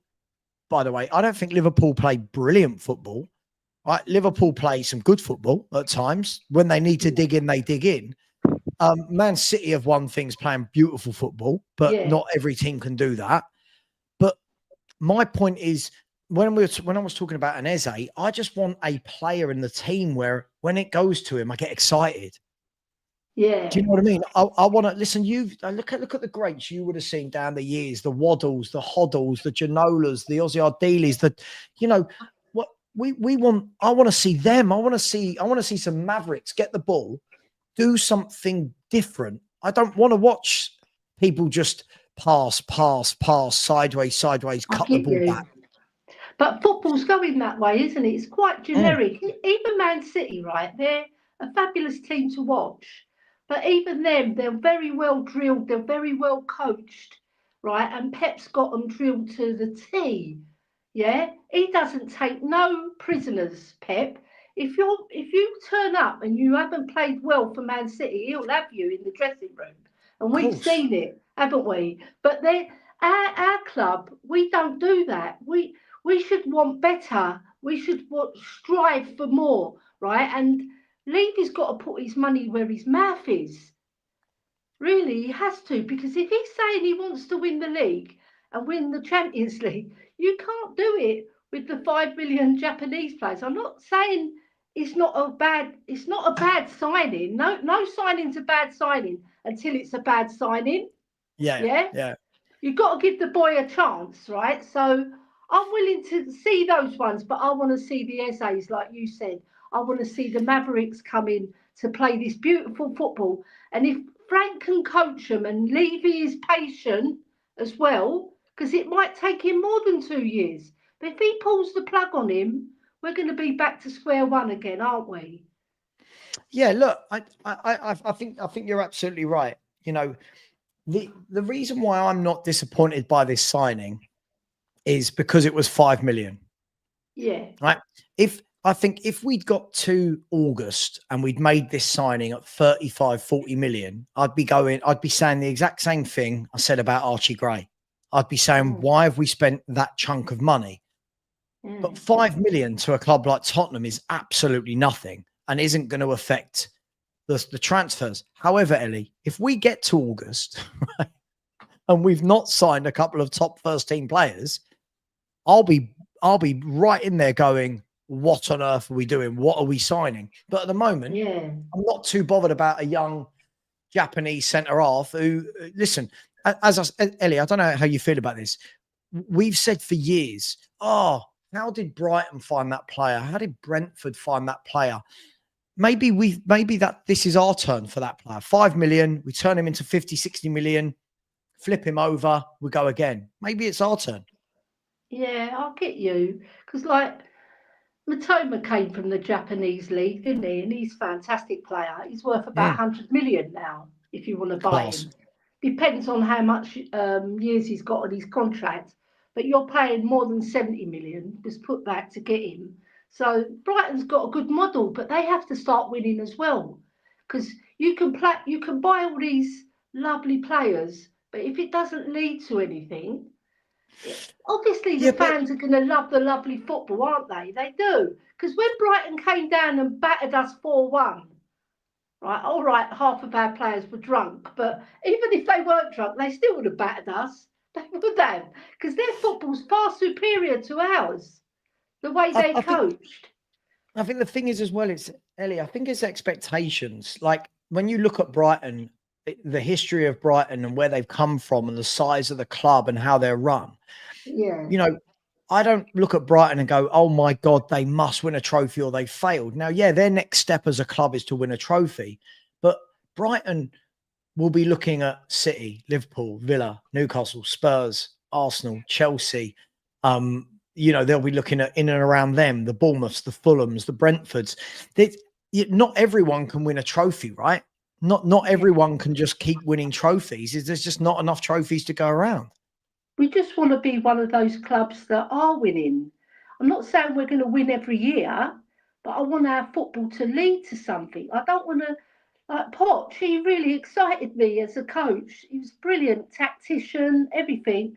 And maybe at the last hurdle, he sort of fell short and he made a few errors here and there that didn't get us over the line. But I was really excited about. I used to get my shirt on, my Spurs shirt on, and get down to White Hart Lane 6 or 7 hours early because I wanted to savour all the banter between all the older fans as well who had seen the success, and then you see the youngsters, Saba, talking about, whoa, we're going to beat Liverpool, we're going to beat Man United, we're going to get to finals. And we did. I think we got to 4 finals under Poch, wasn't it? 4 or 5 at least. Right? And we didn't get over the line, and it was such a shame. Such a shame. It was criminal. I agree. Ellie, I felt like that in the Redknapp era.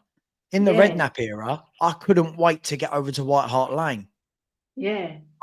When I got to White Hart Lane, there was a buzz around that Redknapp era because you knew that we'd start the games on the front foot. You knew that we'd attack teams. You knew that we were difficult to beat. Do you know he had that season where he only lost 1 game at home. Harry Redknapp. It's brilliant. I love Harry. He lost 1 game at home. Poch had a year where he didn't lose 1 at home. And then last year, we've just lost 10 games of football at White Hart Lane.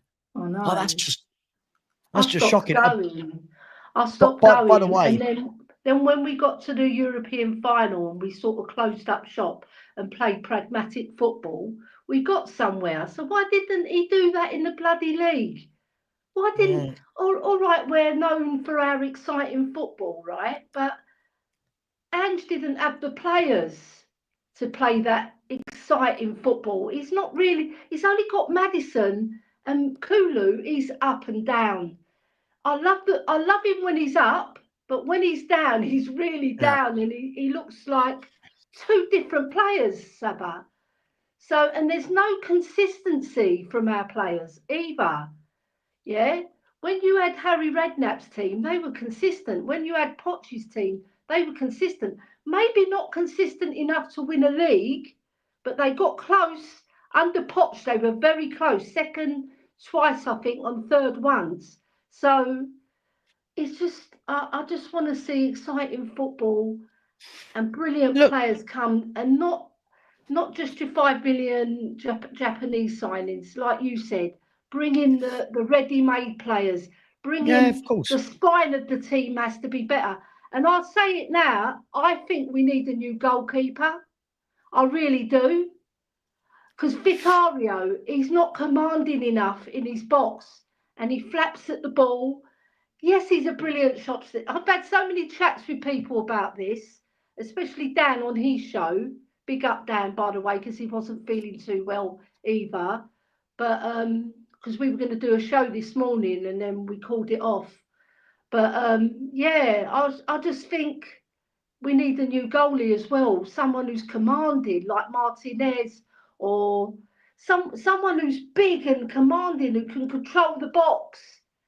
I don't think Vic's got that in his game. No, I agree with you. I listen. I think the problem is, Ellie. I think football's gone away from the basics too much. Yeah. Do you remember back in the day, the basics were Yeah. get a goalkeeper who commands his box, get two centre halves who love defending, Yeah. two centre mids that one goes up. You know, what if one goes, the other one stays, vice versa.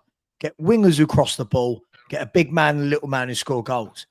Now Yeah. football's got so complicated with, well, if he goes here, he's going to invert. And if he inverts, this player chops in here and this dribbler and that. It's all got a little bit too overcomplicated. And I think what Thomas Frank will do, I think he'll bring it back to reality of, right, let's get organized first and foremost. Let's actually get organized. Let's get square pegs in square holes. And before we talk about boring or exciting football, let's actually get a unit. Let's get a team unit together, which plays and functions as a team.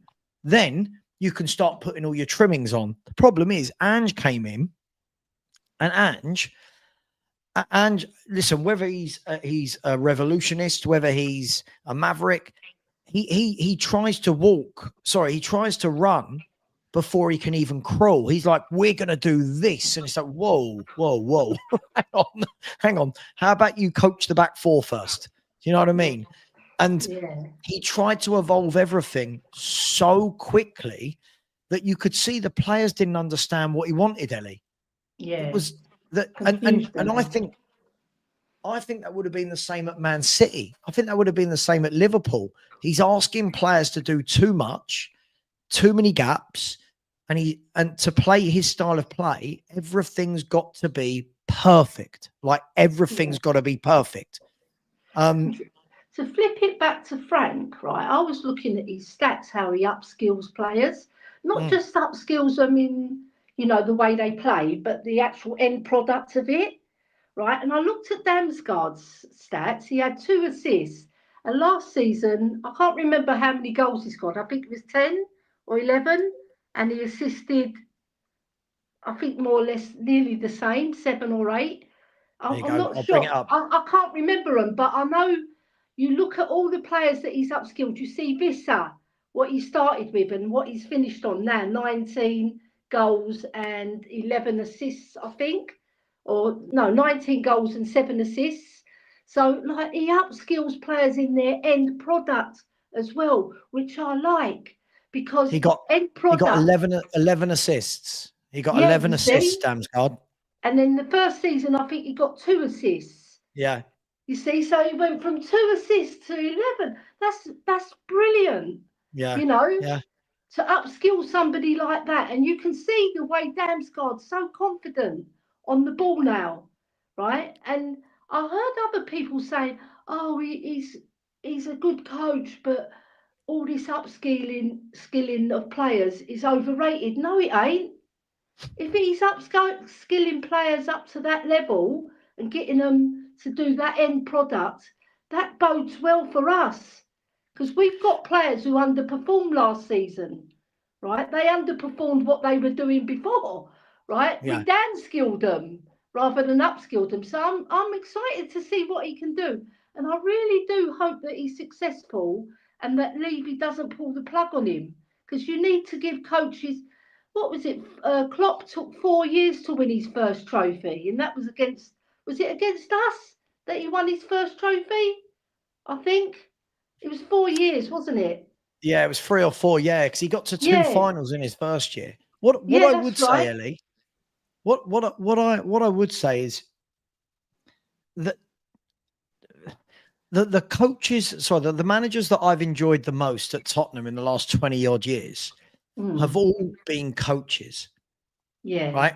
And what I mean by that is when I look at Martin Jol, yeah, Martin Jol came into a really difficult situation. He was Santini's guy, wasn't he? He was yeah, Santini's guy. And yeah. he came into a really difficult situation, actually made us into a decent European team. He And did. and then Harry Redknapp had 4 years. Harry Redknapp turned us into a really good team that people wanted to watch. He coached players. He bought cheap players very well. And Mm, then you've got the Pochettino era. So if I look at that, between those three managers, I reckon it was probably about 13, 12 seasons between those three managers that yeah, when I watched, I never felt like, God, these managers are awful. Oh, they're going to do something silly. These guys coached, they developed people. Like Harry Redknapp put people in the right positions, didn't he? yeah, Harry Redknapp, remember when yeah. he came A in and one proper of the football first things he man. done, he went, let me go and buy Wilson Palacios from Wigan. Do you I remember? know.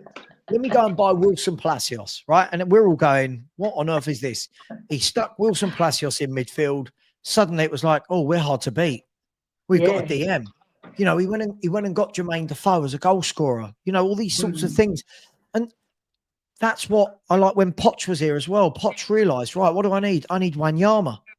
Do you know what? I need a Wanyama. I need to make us difficult to beat. I need to yeah, coach these players. Then when you get in the managers that want to win now, that's brilliant if you're at Man City or Liverpool. But I think we're always better with a coach. That's why I love coaching. I've yeah. grown up doing my coaching badge. I love coaching. Managers that win now, that's brilliant if you've got the tools to win now. Is Yeah, that and is you've that a got the fair money statement? as well. Because I was Yeah, watching Tottenham away, and Stell made a good point. The ones who are winning spend the most. of course, They of do. course, Yeah. of of, So of if course.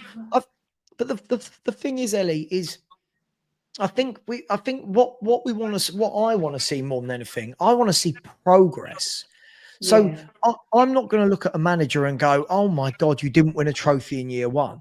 What I want to see is, okay, where were we when you picked us up?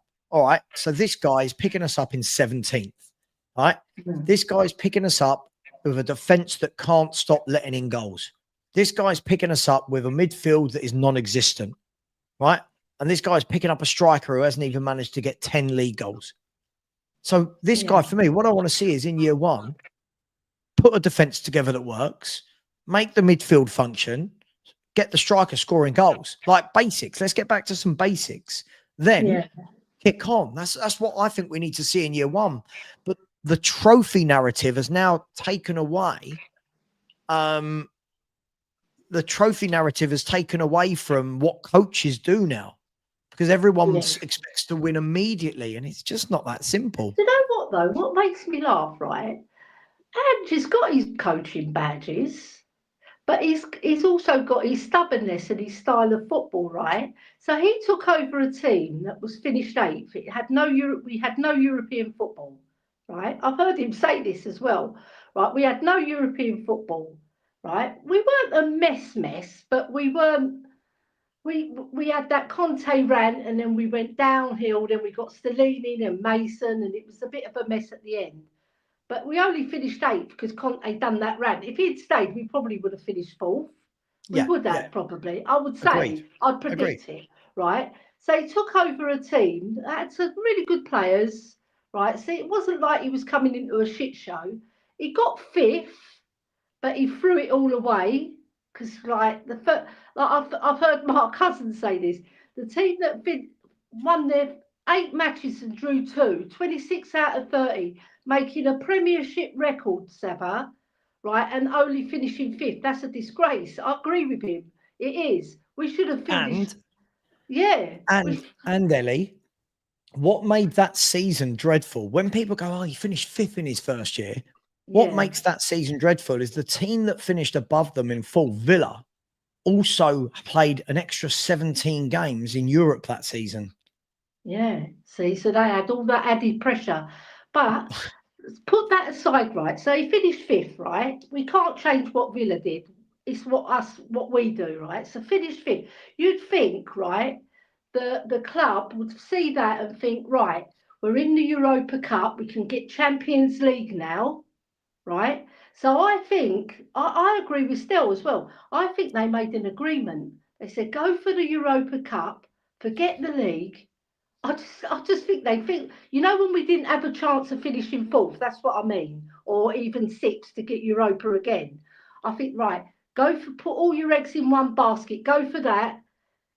And we did it. We did it. Beating nobody apart from Man United. Because Man United, even though we put them down, they'd still won 2 trophies, beating Man City and Newcastle in the finals. So we know they've got pedigree. We know they've got the mentality.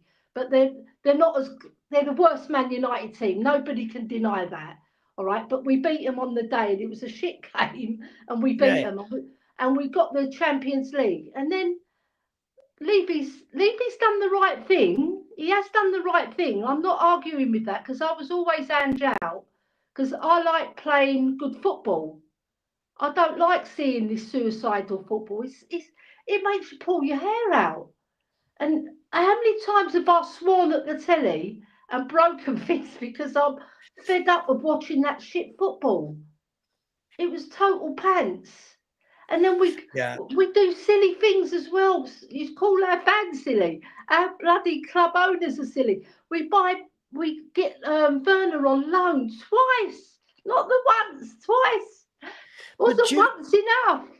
do you know the funny thing about it, right, is I think people confuse the word good football. So Yeah, I think that just because Spurs flew forward under Ange, people say, "Oh, it was good attacking football." But for someone like me who's been in coaching, good football for me is being organised. yeah, Good football for me is seeing a back four that work together. Good football for me is seeing a yeah. midfield partnership. So when people go, "Oh," I've seen people in the chat now going, "Oh, but you want attacking football, but you had it under Ange." I don't think that was attacking football. I thought it was No, suicidal football. I agree with you. Like, if I go back in the day when we had Hoddle and Perryman, Yeah, Perryman's job was to get the ball, win the ball, and give it Hoddle. Partnership. Yeah? You got clicks like Deli Ali and Ericsson. Brilliant click they had, right? And there's so many other parts. I didn't see any of that under Ange. There was no clicks where you think, oh, that player understands that player and they play together, right? Even under Conte, he plays organised football, Conte. Nobody can take that away from him. But under Conte, there was only Højbjerg and Bentancur who had that click. The rest of the team, I don't know what they were doing half the time, right? Okay, we finished 4th, but we didn't play brilliant football. We played, we had moments under Conte, moments where we played really, really well, but not consistently. agreed. Most of the times we were thinking, oh, this is boring. Especially, I remember going to the AC Milan game, and I was with a load of Irish people, and they love their football. The Irish, they really do. And they were sitting in the stadium thinking, oh my God, we want to go home early and catch an early plane. That's how boring it was. Ellie, as I said, winning the trophy was great. I do need to end the show in 5 minutes, so I'm absolutely All shattered. right, fair Winning enough. winning the trophy was brilliant. But for me, Yeah. it just doesn't undo everything that was wrong at the football club under Ange. It doesn't undo the fact that he's not coached a defence. It doesn't undo the fact that he's not developed players. It doesn't undo the defeats. It doesn't undo the high line. You've got to, look, let's end the show on this guy, right? I mean, a lot of people already getting on the back of this Japanese player. For me, first of all, I want to see what the plan is for him. Yeah, I'm not going to listen. As I said, if it was Archie Gray at 35, 40 million, I'd be really pissed off. But he's 5 million. They might be bringing him in and saying, you know what, you're our fifth choice centre back. We're going to play free at the back. Fine. They might be bringing him in and saying, you know what, we're going to loan you out to the Championship for a season. You know what? Fine. 5 million, loan him out of sight, out of mind. But what I won't be doing, Ellie, I'm not going to lose my mind over a 5 million signing. I'm not. For me, we've got bigger signings that I will lose my mind over, like Tell, like Gray, like Odeber. These are the signings I'll lose my mind over, not a £5 million centre half. Yeah, I agree. Saba.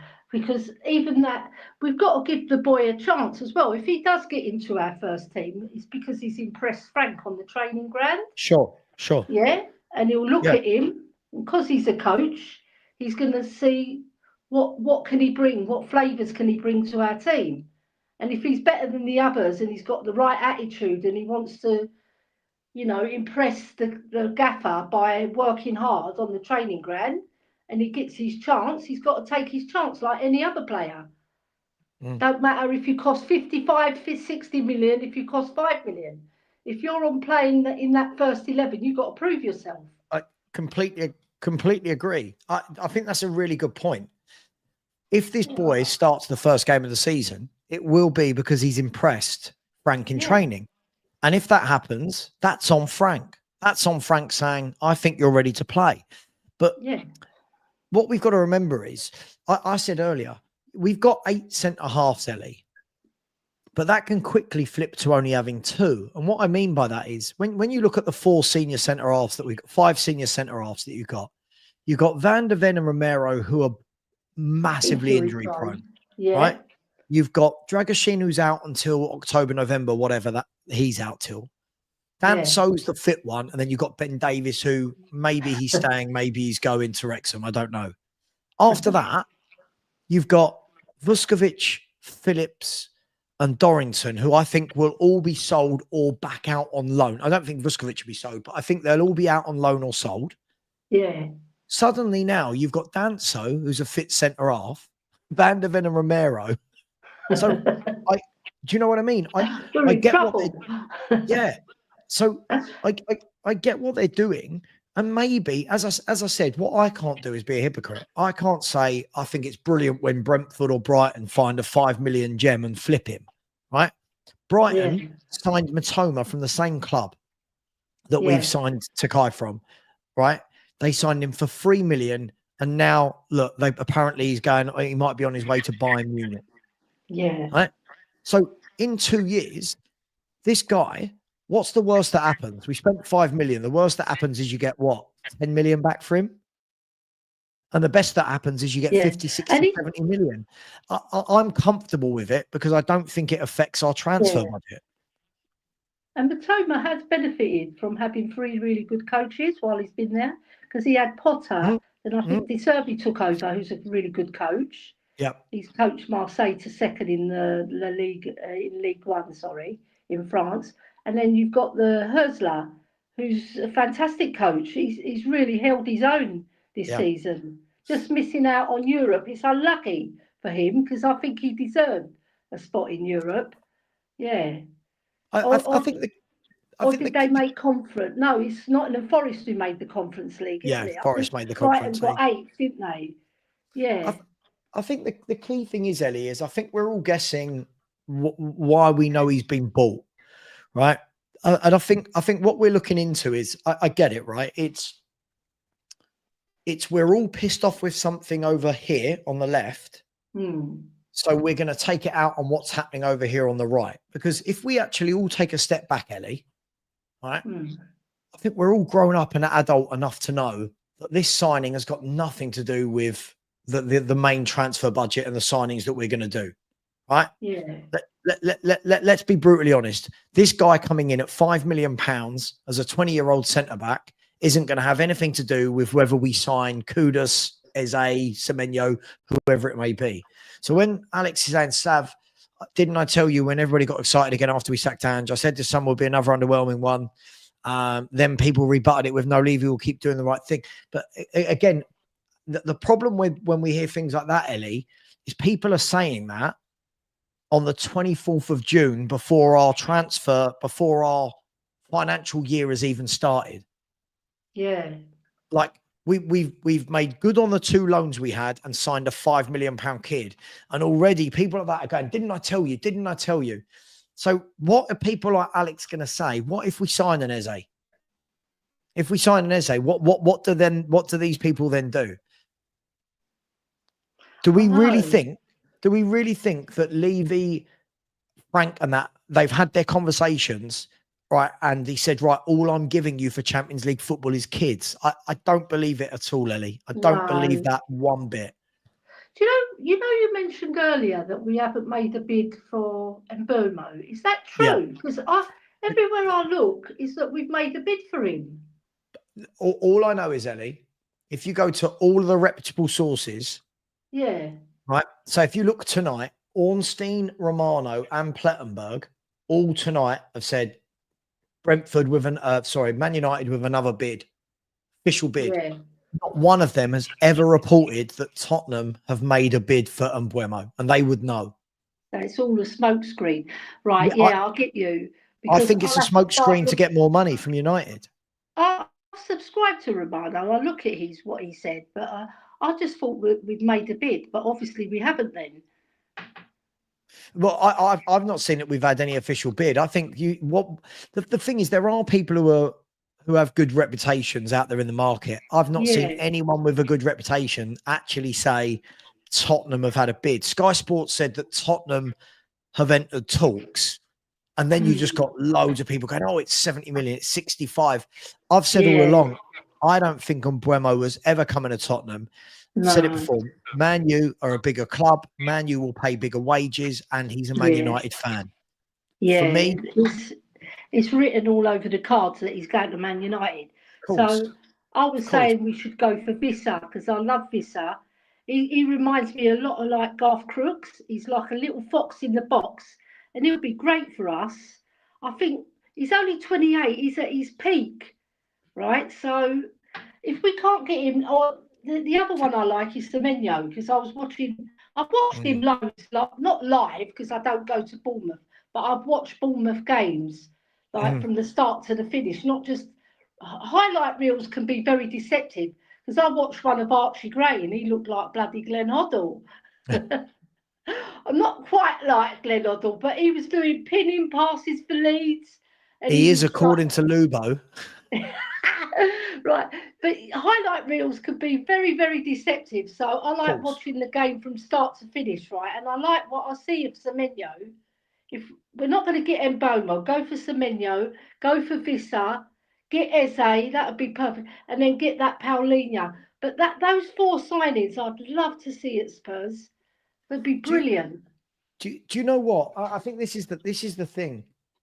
I look at a player like Semenyo, and as I said, I've said all along, Semenyo, he's not the big sexy name that people want. He's not playing for the glamorous club. But when I watch Semenyo, I think, yeah, you're powerful. You're a man.